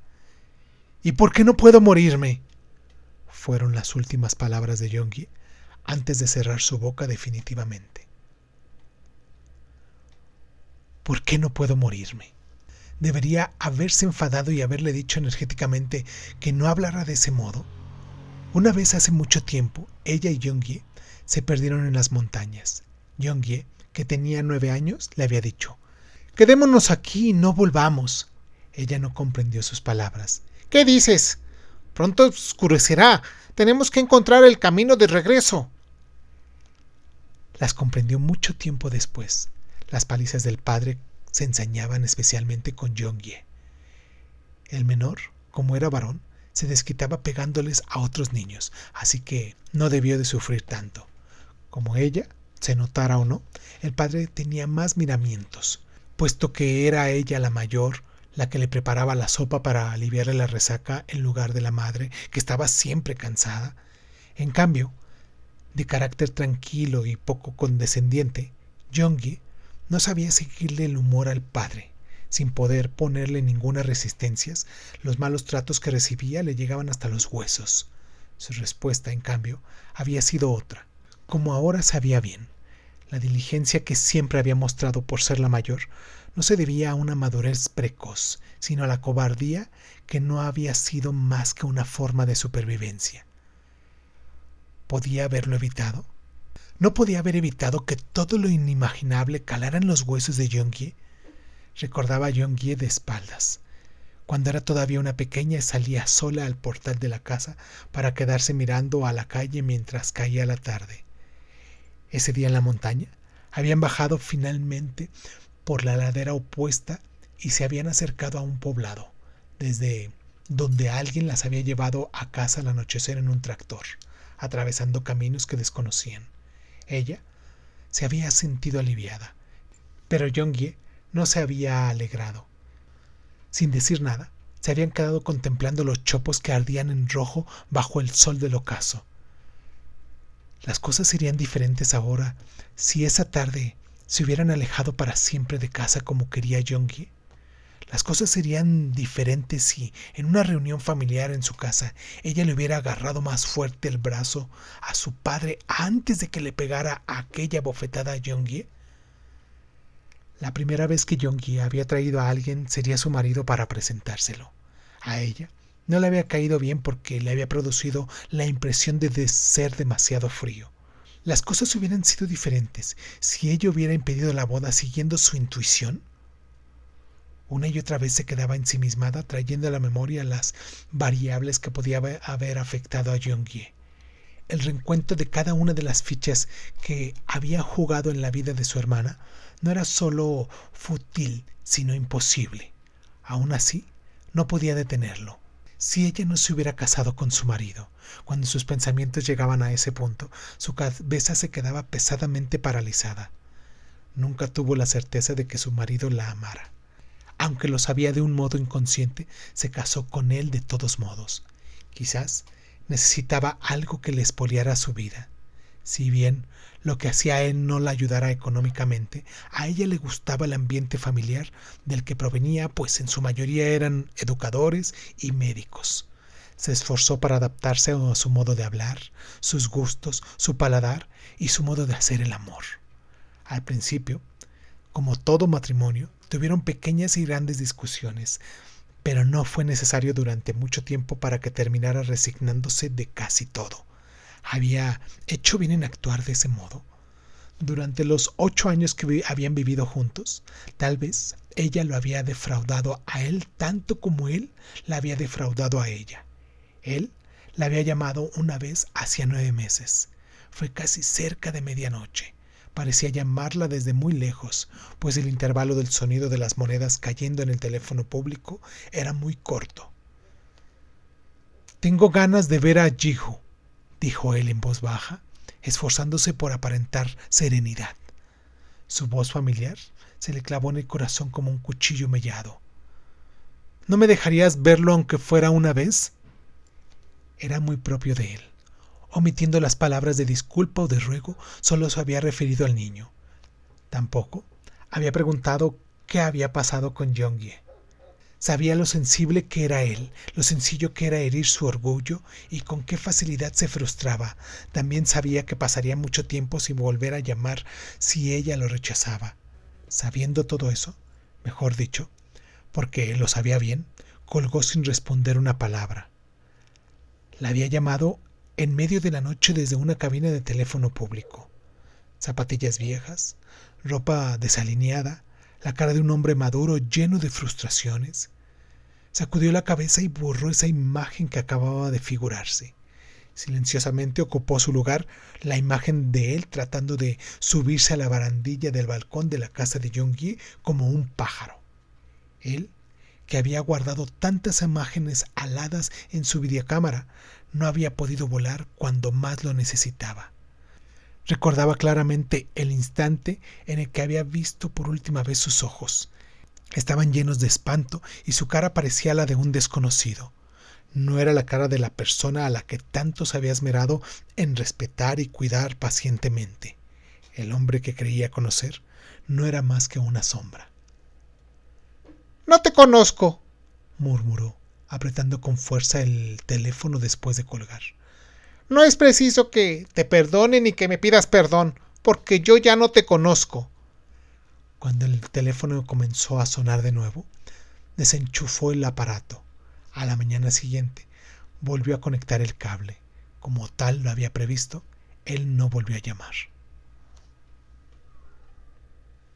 El tiempo sigue pasando. Jeong-hye tiene ahora los ojos cerrados. ¿Estaría dormida? ¿Habría olido las cosas que le había acercado a la boca? Le miraba los pómulos sobresalientes, sus ojos hundidos, las mejillas abatidas. Nota que su respiración se hace más entrecortada. Se levanta y dirige sus pasos hacia la ventana. Poco a poco se aligera el color gris del cielo y el paisaje se hace más claro. El bosque del monte Chungcheong va recuperando su color y la vitalidad del verano. El lugar donde encontraron a Jeong-hye esa noche debía de estar en algún punto de esa ladera. «Es que escuché un sonido», le había dicho Jeong-hye, que estaba tendida y con la vía puesta. «Fui porque escuché que me llamaban. Luego dejé de escucharlo. Me quedé esperando ahí de pie». «¿Qué esperabas?» Entonces, repentinamente la mirada de Jeong-hye se hizo más intensa. Levantando el brazo que tenía libre, le asió con fuerza la mano. El apretón fue tan enérgico que ella se sorprendió. Estaba a punto de entrar en la tierra, derretida por la lluvia, completamente derretida. Es la única manera que existe para nacer de nuevo al revés. Intempestivamente, la voz exagerada de Helu se entromece en sus recuerdos. «¿Qué hacemos? Dicen que Jeong-hye puede morir». Siento un dolor sordo en los oídos, como cuando un avión despliega a toda velocidad. Tenía un recuerdo que nunca había compartido con nadie, y seguramente tampoco lo haría en el futuro. 2 años atrás, en abril, es decir, en la primavera del año en el que su marido había filmado a Jeong-hye, ella había tenido pérdidas de sangre durante casi un mes. No sabía por qué, pero cada vez que lavaba su ropa interior manchada, se acordaba de la sangre fresca y roja que había manado a borbotones de la muñeca de Jeong-hye. Tenía miedo de ir al médico, por lo que fue postergando día a día la consulta. Mientras tanto, no paró de pensar. Si tenía algo malo, ¿cuánto tiempo le quedaría? ¿1 año? ¿6 meses? ¿Quizás 3 meses? Entonces por primera vez tomó conciencia del tiempo que había vivido con su marido. Un tiempo desprovisto de alegría y naturalidad. Un tiempo que ella misma había elegido. En la mañana del día en el que por fin se dirigió al servicio de ginecología donde había tenido a Hifu, estaba esperando el metro, que tardaba en llegar, de pie en el andén al aire libre de la estación Wansimni. Enfrente se veían unas construcciones decrépitas de hierro y entre las traviesas de las vías más alejadas, por donde no pasaban los trenes, crecían bien altos unos hierbajos silvestres. De pronto tuvo la sensación de que nunca había vivido y se sintió sorprendida. Era cierto, no había vivido realmente. Desde que tenía uso de razón, no había hecho otra cosa que aguantar. Se creía un ser humano bueno y nunca le había hecho daño a nadie. Era laboriosa y había alcanzado un buen nivel de bienestar económico, y así continuaría siendo siempre. Era incomprensible que la asaltase semejante pensamiento. Sin embargo, ante esas construcciones decrépitas y con esos hierbajos, ella no fue más que una niña que nunca había vivido. Cuando se subió a la camilla ginecológica,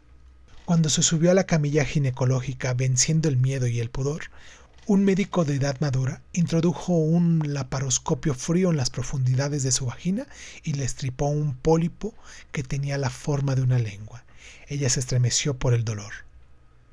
Es por eso lo de las hemorragias. Se lo he extirpado limpiamente. Tendrá pérdidas más fuertes durante unos días y luego desaparecerán. Sus ovarios están sanos, de modo que no tiene por qué preocuparse.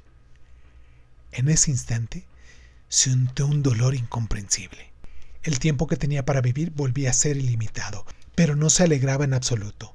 La preocupación que había sufrido durante un mes por la posibilidad de que fuera una enfermedad grave no había sido más que una ansiedad banal. En el camino de vuelta, si sus piernas se tambalearon cuando de nuevo se encontró en el andén de la estación Wansigmi, no fue solamente por el dolor que le provocaba la reciente operación. Cuando por fin el metro entró por la plataforma con un ruido ensordecedor, ella retrocedió y se escondió detrás de las sillas de metal. Lo hizo porque tuvo miedo de que alguien dentro de ella misma la empujara delante del tren que se avecinaba. ¿Cómo explicar los siguientes 4 meses? Las pérdidas de sangre continuaron a lo largo de 2 semanas, pero se interrumpieron al cicatrizar la lesión. Sin embargo, sentía que todavía tenía una herida abierta, una herida tan grande que le parecía que todo su cuerpo era tragado por un negro agujero. Contempló en silencio cómo se iba la primavera y llegaba el verano. Las ropas de las mujeres que entraban a la tienda de cosméticos se hacían cada vez más coloridas y ligeras. Como siempre, sonreía a los clientes, les recomendaba con jovialidad distintos productos, les hacían descuentos y le daba abundantes muestras y regalos de promoción. Pegaba los pósters de los productos nuevos en lugares bien visibles y sustituía sin altercados a las cosmetólogas que no causaban buena impresión a los clientes. Sin embargo, cuando dejaba la tienda en manos de las empleadas y se iba a buscar a Jihu al anochecer, acababa agotada. Cuando caminaba por las calles tórridas que rebosaban de música y enamorados, todavía podía sentir cómo el viejo agujero negro de su interior seguía ahí con la boca abierta y dispuesto a tragársela. Arrastrando su cuerpo cubierto de sudor, fue atravesando esas calles. Sucedió en la época en la que el sofocante verano comenzó a refrescar por las mañanas y las noches. Su marido había vuelto a casa de madrugada después de varios días afuera y la abrazó como un ladrón, como lo había hecho tantas veces. Ella lo rechazó. Estoy cansada. De verdad que estoy cansada. Entonces él le susurró. Aguanta un poco. En ese momento lo recordó. Recordó que había escuchado esas palabras innumerables veces mientras dormía. Recordó que se decía, sin despertarse del todo, que si aguantaba ese instante, todo estaría bien por un tiempo. Recordó que borraba el dolor y la vergüenza que sentía con la letargia que le producía el sueño.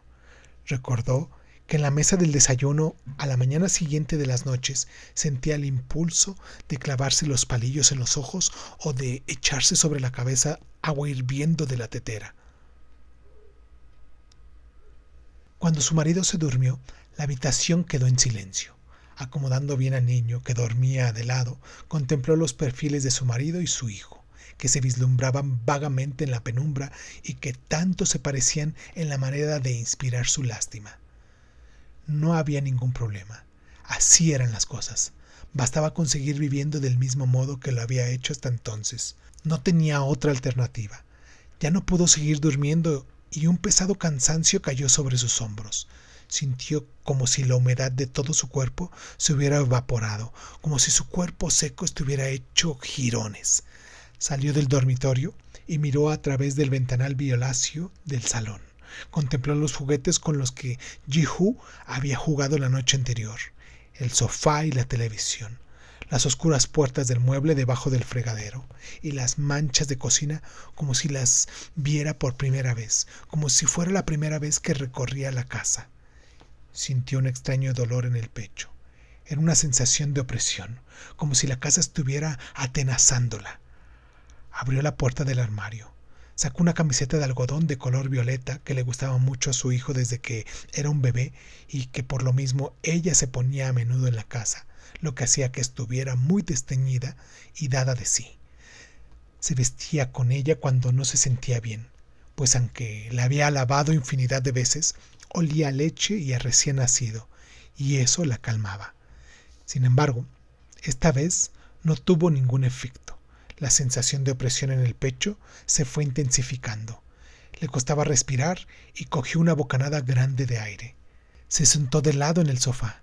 Siguiendo con la vista el segundero, que avanzaba dibujando un círculo, trató de sosegar su respiración, pero fue en vano.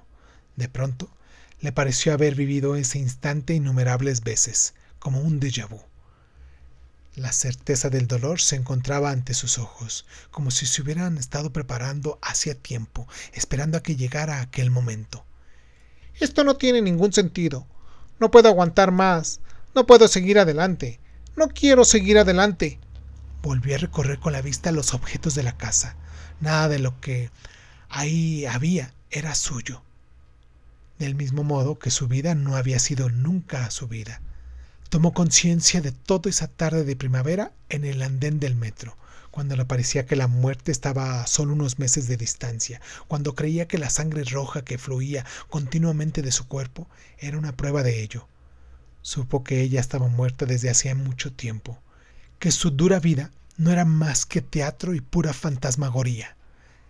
La cara de la muerte, que se había acercado para ponerse a su lado, le era familiar, como si fuera alguien de su propia sangre que hubiera perdido hacía tiempo y volvía a encontrar. Irguió su cuerpo que temblaba como si tuviera frío y se acercó a la habitación donde guardaban los juguetes del niño.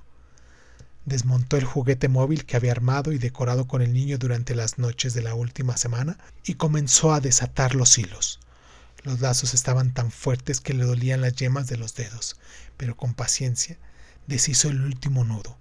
Después de juntar una a una las estrellas de papel de celofán de diferentes colores y guardarlas ordenadamente en la canasta, enrolló el hilo y se lo guardó en el bolsillo del pantalón. Se puso las sandalias, empujó la sólida puerta del apartamento y salió. Bajó andando los escalones desde el cuarto piso. Afuera todavía era de noche.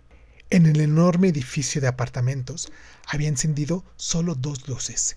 Siguió andando, salió por la puerta pequeña que había detrás del edificio y se adentró a la montaña, subiendo por el estrecho y oscuro sendero. Debido a la oscuridad violácea, la elevación le pareció más pronunciada que de costumbre. A esa hora todavía dormían los ancianos madrugadores que iban a recoger el agua del manantial. Con la cabeza gacha, siguió y siguió andando. Se limpió en silencio con el dorso de la mano el sudor, o quizás las lágrimas que le embadurnaban la cara. Sintió el dolor semejante a un agujero que quería devorarla, un miedo intenso y también una extraña paz que se entremezclaba al mismo tiempo con esos sentimientos. El tiempo no se detiene. Vuelve a la silla junto a la cama. Abre la tapa del último envase hermético. A la fuerza extiende la mano rígida de su hermana y hace que acaricie la superficie lisa de las ciruelas que ha traído. Cerrando sus dedos huesudos, la obliga a coger una. No ha olvidado que a su hermana le gustaban las ciruelas. Recuerda que una vez de pequeña, Jeong-hye se metió una ciruela entera en la boca y la hizo rodar entre los dientes sin morderla, diciendo que le gustaba el tacto. Sin embargo, ahora las manos de Jeong-hye no muestran ninguna reacción. Piensa que sus finas uñas parecen de papel. Jeong-hye, dice, con una voz que resuena seca en una silenciosa habitación. No se escucha ninguna respuesta. Pega su cara a la de su hermana. Entonces, como un milagro, Jeong-hye abre los párpados.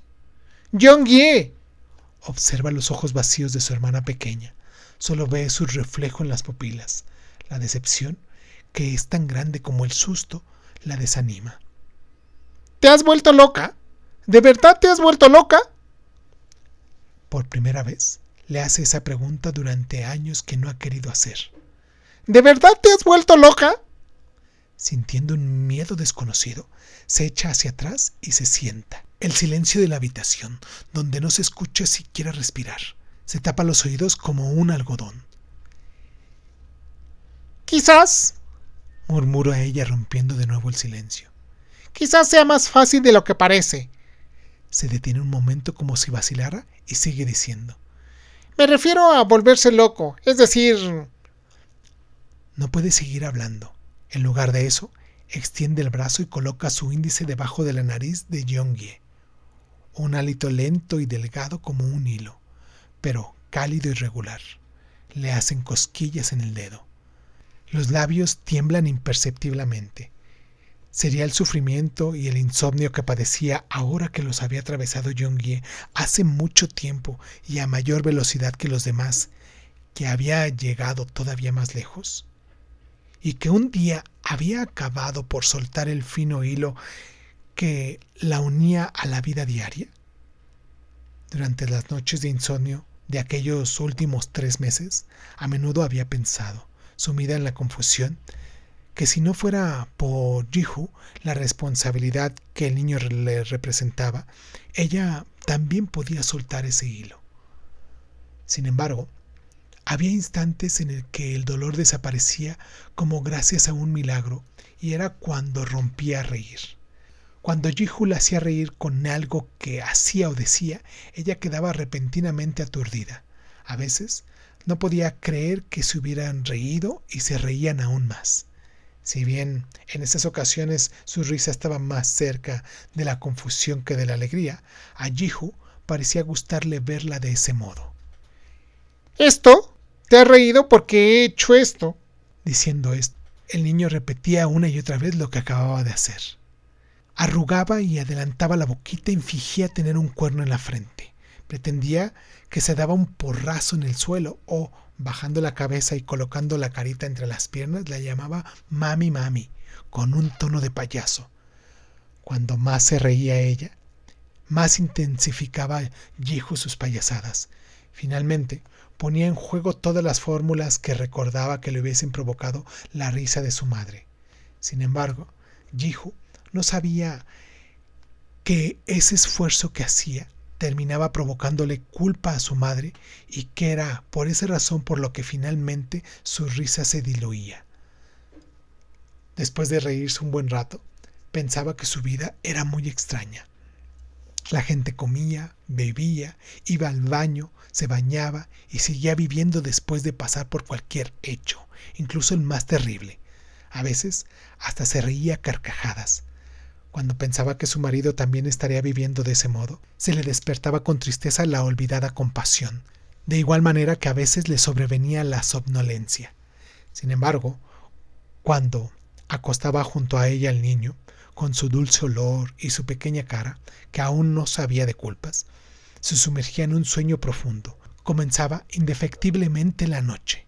Todavía estaba muy oscuro y faltaban 3 o 4 horas para que se despertara Ji-hoo. Era una hora en la que no se escuchaba el sonido de ningún ser vivo. Era una hora tan larga como la eternidad y tan profunda como el pantano. Cuando se acurrucaba en la bañera vacía y cerraban los ojos, la asaltaba el oscuro bosque.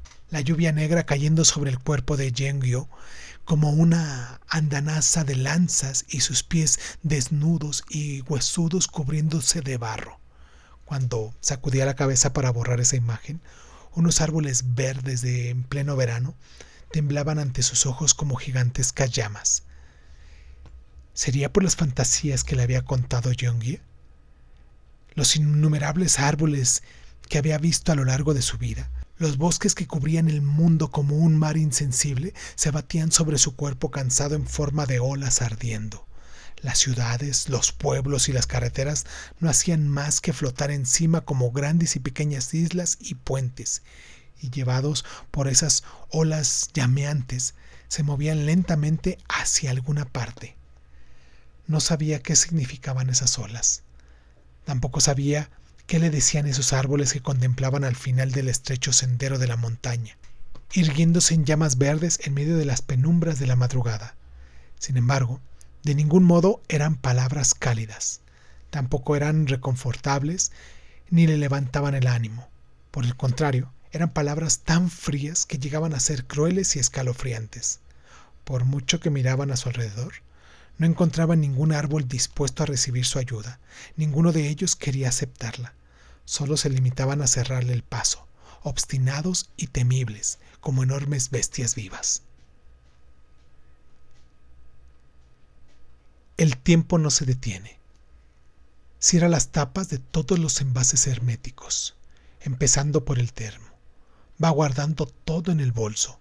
Luego desliza hasta el final el cierre. Más allá de esta cáscara que es su cuerpo, ¿en qué tiempo y vacío anda el alma de Yongie? Trae a la memoria su imagen cabeza abajo. ¿En qué parte del bosque imaginaba estar? Le habrían brotado ramas infatigables de su cuerpo y raíces blancas de sus manos aferradas al suelo negro. ¿Se habrían extendido sus piernas hacia el cielo y sus manos hasta el núcleo de la tierra? ¿Habrían aguantado su cintura tensamente estirada la fuerza que las tironeaba de ambos lados? ¿Le habría brotado una flor en el pubis cuando su cuerpo fuera atravesado por la luz que bajaba del cielo y el agua que subía manando de la tierra? ¿Le habría ocurrido todas esas cosas a su alma cuando ella extendía su cuerpo poniéndose cabeza abajo? ¿Pero qué es esto?, manifiesta en voz alta. ¡Te estás muriendo! Y prosigue diciendo en voz todavía más alta. Acostada en esta cama, en realidad te estás muriendo. Eso es todo. Se muerde los labios.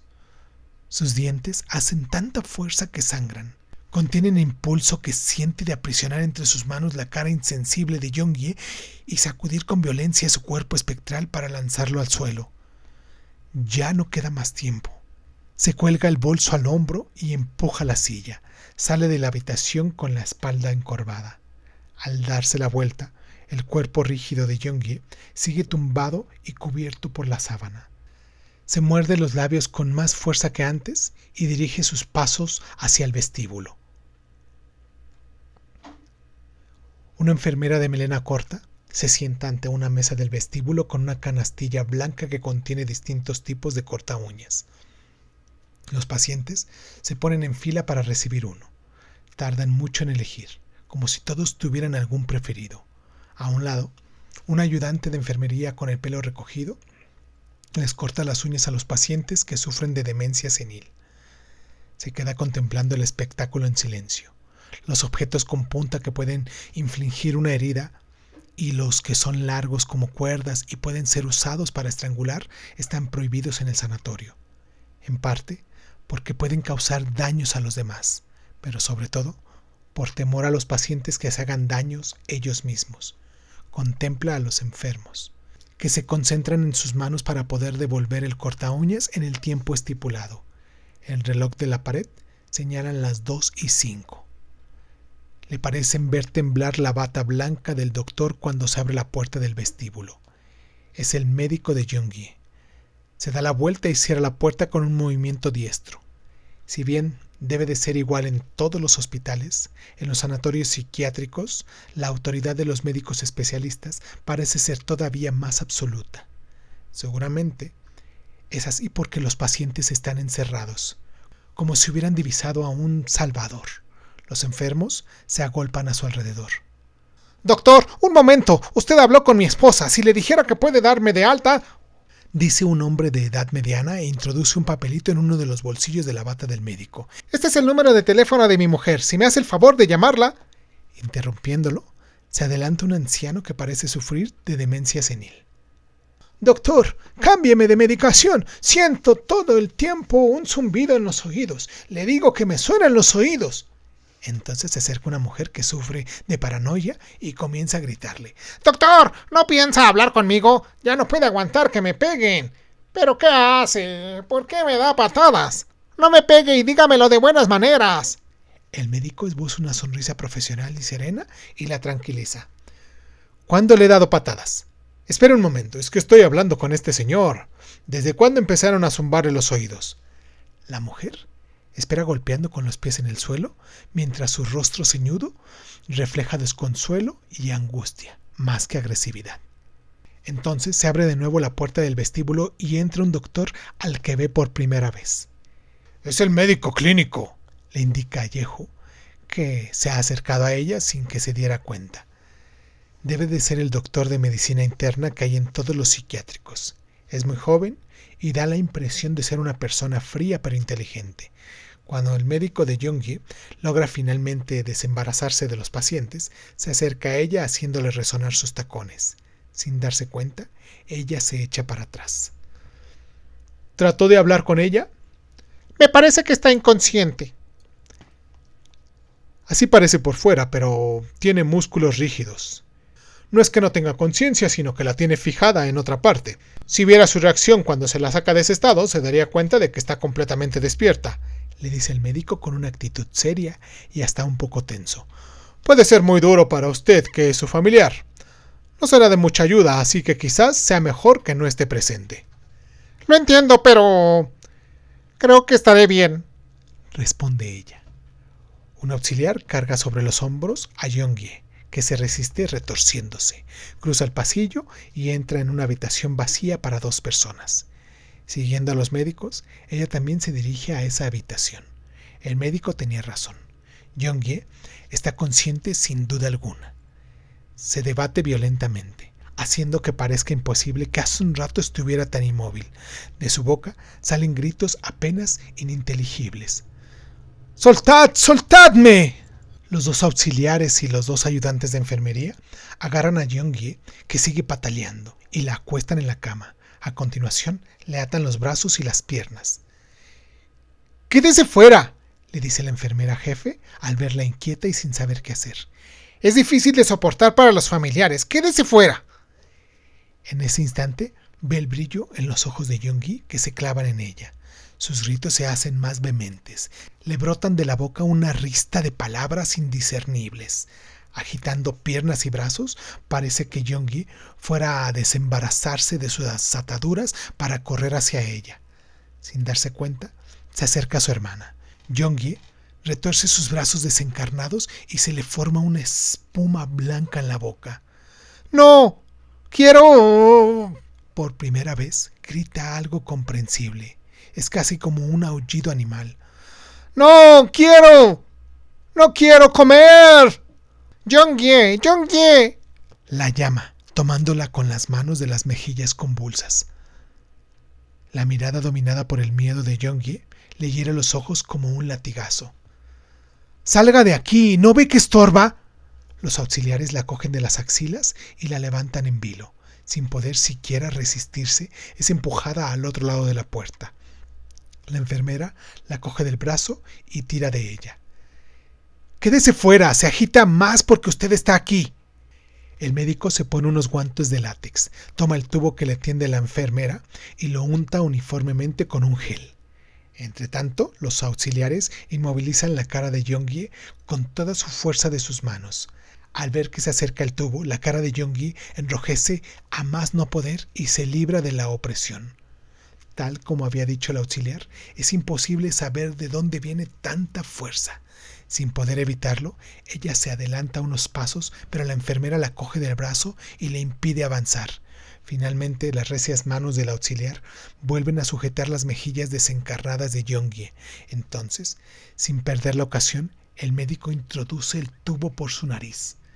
«¡Mierda! ¡Otra vez está obstruido!», exclama el médico. Young-hye tapa el esófago con la epiglotis y el tubo sale por entre los labios. El internista, que estaba listo para inyectar una papilla de arroz líquida en el tubo, frunce el ceño. El médico de Young-hye le saca el tubo de la nariz. «Vamos a intentarlo de nuevo, esta vez más rápido». Diciendo esto, el médico embadurna de nuevo el tubo con gel. De nuevo, un corpulento auxiliar aprisiona la cara de Jeong-hye, que sacude con fuerza. El tubo es introducido nuevamente por la nariz. ¡Ya está! ¡Ahora sí! El médico exhala con un corto suspiro.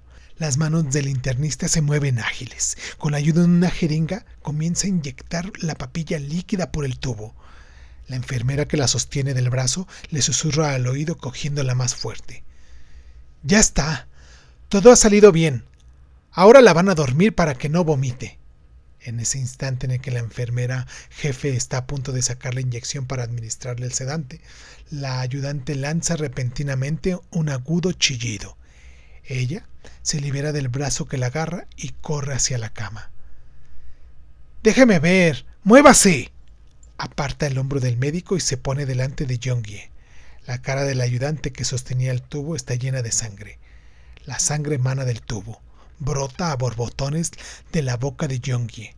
El internista que sostiene de la mano la jeringa se echa hacia atrás. ¡Sáquele eso! ¡Sáquele el tubo! Grita ella con todas sus fuerzas sin darse cuenta, mientras el auxiliar la coge de los hombros y la arrastra de nuevo hacia afuera. El médico extrae el largo tubo de la nariz de Jeong-hye, que se debate con violencia. ¡Quieta! ¡Estate quieta!, le grita el médico a Jeong-hye. ¡Tranquilízate! La enfermera jefe le tiende la inyección que tiene en la mano. ¡No!, grita ella, que lo está viendo todo. ¡Basta! ¡No lo hagan! Le muerde el brazo al auxiliar que la aprisiona y de nuevo corre hacia la camilla. ¡Ay!, grita de dolor entre palabrotas y resoplidos. Se acerca de un salto y abraza el cuerpo de Jeong-hye. La sangre caliente que vomita a borbotones mancha su blusa. ¡Por favor! ¡Basta! ¡Basta!, grita ella, mientras le aferra la muñeca a la enfermera en jefe que aún sostiene la inyección. En silencio, siente las convulsiones de Jeong-hye bajo su cuerpo. La bata blanca y arremangada del médico está salpicada por la sangre de Jeong-hye. Ella contempla con la mirada perdida las manchas que parecen formar grandes remolinos. Hay que llevarla de inmediato a un hospital general. Vaya a Seúl. Cuando se solucione el problema de la hemorragia estomacal, le pondrá una inyección de proteínas en la carótida. Eso tampoco funcionará durante mucho tiempo, pero es la única salida que hay para prolongarle la vida. Guarda en el bolso el impreso con el diagnóstico que acaban de darle y sale de la sala de enfermeras. Apenas entra al baño, se le doblan las piernas, que había tenido firmemente plantadas hasta ahora. En silencio comienza a vomitar el café con leche blancuzco que se había tomado y jugo gástrico amarillo. ¡Tonta, tonta!, repite una y otra vez con los labios temblorosos, mojándose la cara en el lavabo. Tu propio cuerpo es lo único a lo que lo puedes hacer daño, es lo único con lo que puedes hacer lo que quieras, y ni eso te dejan hacer. Cuando levanta la cabeza delante del espejo, su cara está mojada. Son los mismos ojos que ha visto desangrarse infinitas veces en sueños, de los que por mucho que se los enjuagaba con la mano, no podía limpiarse la sangre. Pero ahora no está llorando. Como siempre, sin dejar traslucir sus sentimientos, no hace más que mirarse al espejo sin palabras. Piensa que el alarido que dio hace un rato y que casi le destrozan sus propios tímpanos, sonó tan ajeno que costaba creer que fuera suyo. Como si estuviera ebria, le parece que el pasillo se mueve. Haciendo enormes esfuerzos para conservar el equilibrio, camina en dirección al vestíbulo del sanatorio. Entra un repentino rayo de luz y el sombrío lugar se ilumina. Mientras los pacientes se alborotan y se acercan a la ventana, una mujer vestida con ropa de calle se le acerca. Entrecierra los ojos tratando de enfocar con su vista mareada el rostro de la mujer. Es Ejo. Debe de haber llorado de nuevo, pues tiene sus ojos rojos. ¿Será que se motiva por naturaleza o que es una enferma con fuertes cambios emocionales? ¿Qué pasará con Jeong-hye si se va ahora? Gracias por todo, le dice ella tomándole de las manos. De pronto, siente el impulso de extender la mano y abrazar los hombros robustos de Ejo. Sin embargo, no lo hace. En lugar de eso, vuelve la vista hacia los pacientes que miran ansiosamente a través de la ventana. Sus miradas anhelantes y perdidas parecen desear atravesar el cristal y salir andando. Ellos están aquí encerrados, como esta mujer, como también lo ha estado Jeonghye. No abraza a Eju porque no ha olvidado que ha sido ella quien ha encerrado a Jeonghye en este lugar. Se escuchan pasos apresurados por el pasillo este. 2 auxiliares traen a paso rápido a Jeonghye sobre una camilla. Un ayudante de enfermería y ella misma limpiaron con serenidad a Jeonghye y le cambiaron la ropa. Con los ojos cerrados y la cara limpia, parece un bebé que se ha quedado dormido después del baño. Al ver que Eju extiende su áspera mano para afrentar las manos esqueléticas de Jeonghye, aparta la vista. Al otro lado del parabrisas de la ambulancia se despliega el frondoso bosque estival. Bajo el sol que ha salido por la tarde, todas las hojas de los árboles mojadas por la lluvia brillan intensamente como si hubieran nacido de nuevo. Ella acomoda el pelo aún empapado de Jeonghye detrás de las orejas. Como le había dicho Eju, su cuerpo no pesa nada. La piel, cubierta de un fino vello como el de los bebés, es blanca y suave.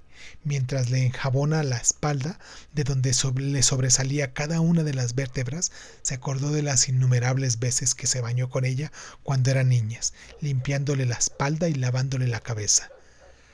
Como si hubieran vuelto aquellos tiempos, acaricia los finos y debilitados cabellos de Jeonghye.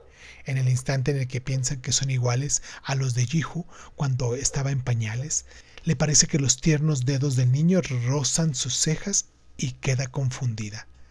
Del interior del bolso saca el móvil, que ha dejado apagado todo el día, y lo enciende para marcar a continuación el número de su vecina. Hola, soy la mamá de Jihu. Es que estoy en el hospital por un familiar, pero me surgió un inconveniente. No, el autobús de la guardería llega a las 5:50 a la puerta del edificio. Sí, llega siempre a esa hora, más o menos. No me retrasaré mucho. Si se me hace tarde, iré a buscar para llevármelo conmigo al hospital. ¿Que lo deje dormir en su casa? ¿En serio? Muchísimas gracias. Sabe mi número, ¿verdad? Sí, volverá a llamar más tarde. Mientras apaga el móvil, se da cuenta de que hacía mucho tiempo que no dejaba a Jihu a cargo de otra persona.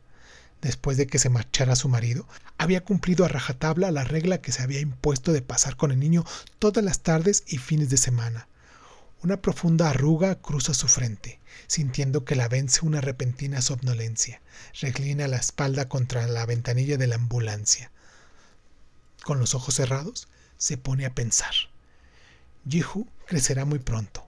Aprenderá a leer y se relacionará con otras personas. Algún día, cuando llegue a sus oídos todo lo sucedido, ¿cómo se lo explicará?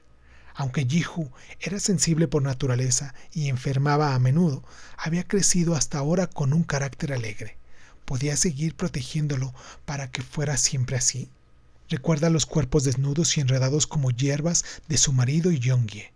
Esas imágenes la habían conmocionado sin duda alguna. Sin embargo, extrañamente, a medida que pasaba el tiempo, las recordaba cada vez menos como algo sexual. Sus cuerpos, cubiertos de flores, hojas y ramas verdes, se veían ajenos, como si ya no fueran seres humanos. Sus movimientos parecían forcejeos para dejar de ser personas. ¿Con qué intención había querido su marido hacer una filmación así? ¿Con qué intención lo había apostado todo a esa extraña y desaforada filmación para terminar perdiéndolo todo? Tu foto me voló con el viento. Miré hacia arriba y había un pajarillo. El pajarillo me dijo, soy mamá. Entonces salieron 2 manos. Eso había dicho Jihu hacía mucho tiempo, cuando todavía no hablaba bien, con los ojos entrecerrados y aún medio dormido. Ella se sorprendió al descubrirle la vaga sonrisa que solía esbozar de niño cuando estaba a punto de llorar. Pero, ¿por qué es un sueño triste? ¿Cómo era el pájaro? ¿De qué color era? Acostado en la cama, Jihu se restrejaba los ojos con los puños. Era blanco, sí, y era muy bonito, respondió el niño con un sollozo entrecortado y enterrando la cara en su pecho. Como ocurría cuando el niño se esforzaba por hacerla reír, ese llanto la dejó perpleja y sin saber qué hacer. El niño no necesitaba ayuda ni que le prestaran atención, simplemente lloraba sin hacer ruido porque se sentía triste. Ah, entonces era un pájaro mamá, le dijo ella, como consolándolo. Jihu asintió con la cabeza todavía hundida en su seno. Le levantó la cara cogiéndola con las 2 manos. Mira, mami, aquí está. No me he convertido en un pájaro blanco, ¿ves? Una sonrisa asomó vagamente en la carita del niño, mojada como un cachorro. ¿Lo ves? Solo fue un sueño. ¿En verdad lo era? Se lo preguntó para sus adentros. ¿Era solo un sueño? ¿Una mera coincidencia? El niño la había soñado la misma mañana en la que ella, vestida con la desteñida camiseta violeta, había vuelto sobre sus pasos después de encontrarse con los pies de pie. Había vuelto sobre sus pasos después de encontrarse con los árboles de pie sobre la montaña cubierta del albor de la madrugada. Fue solo un sueño.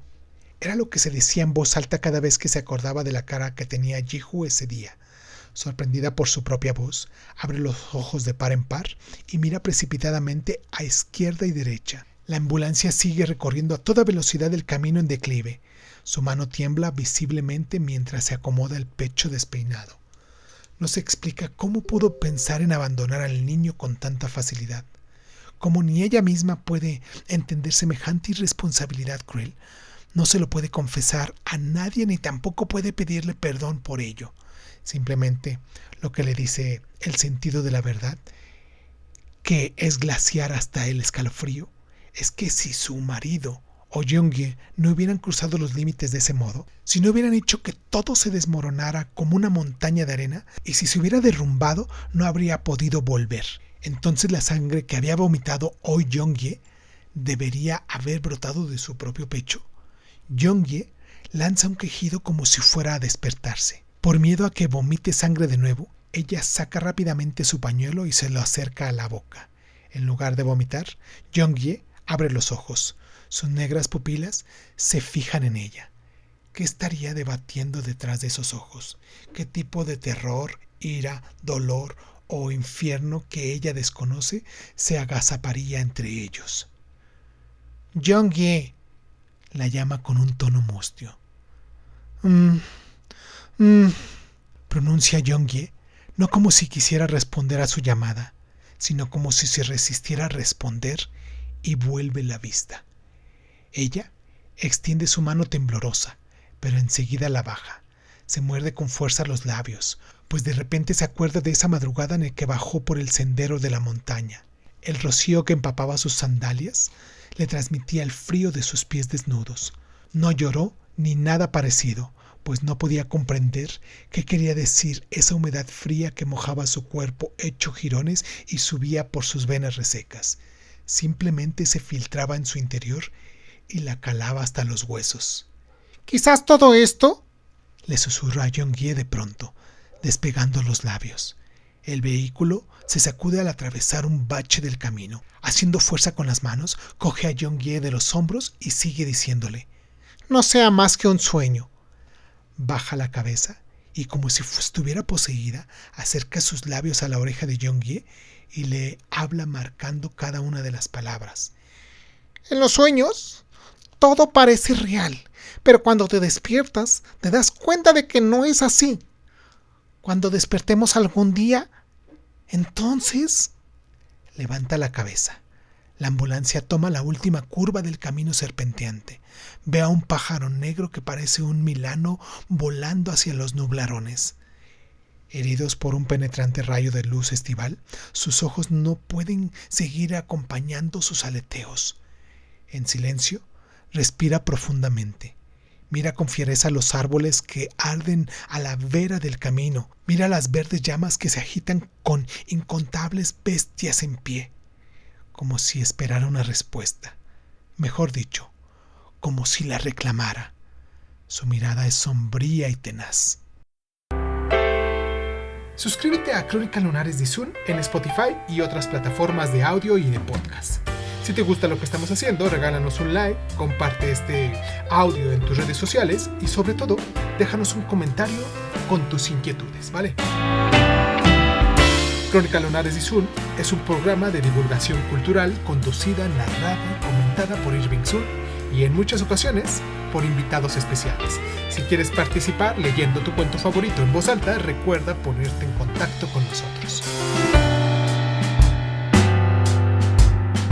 Agradezco infinitamente a todos los lunares que con sus donaciones hacen que este canal crezca y me sienta motivado a hacer lo que me gusta hacer y mostrárselo en estas plataformas. Gracias infinitas. Yo soy Irving Sun, esto fue Crónica Lunares y ¿qué tal si nos escuchamos después?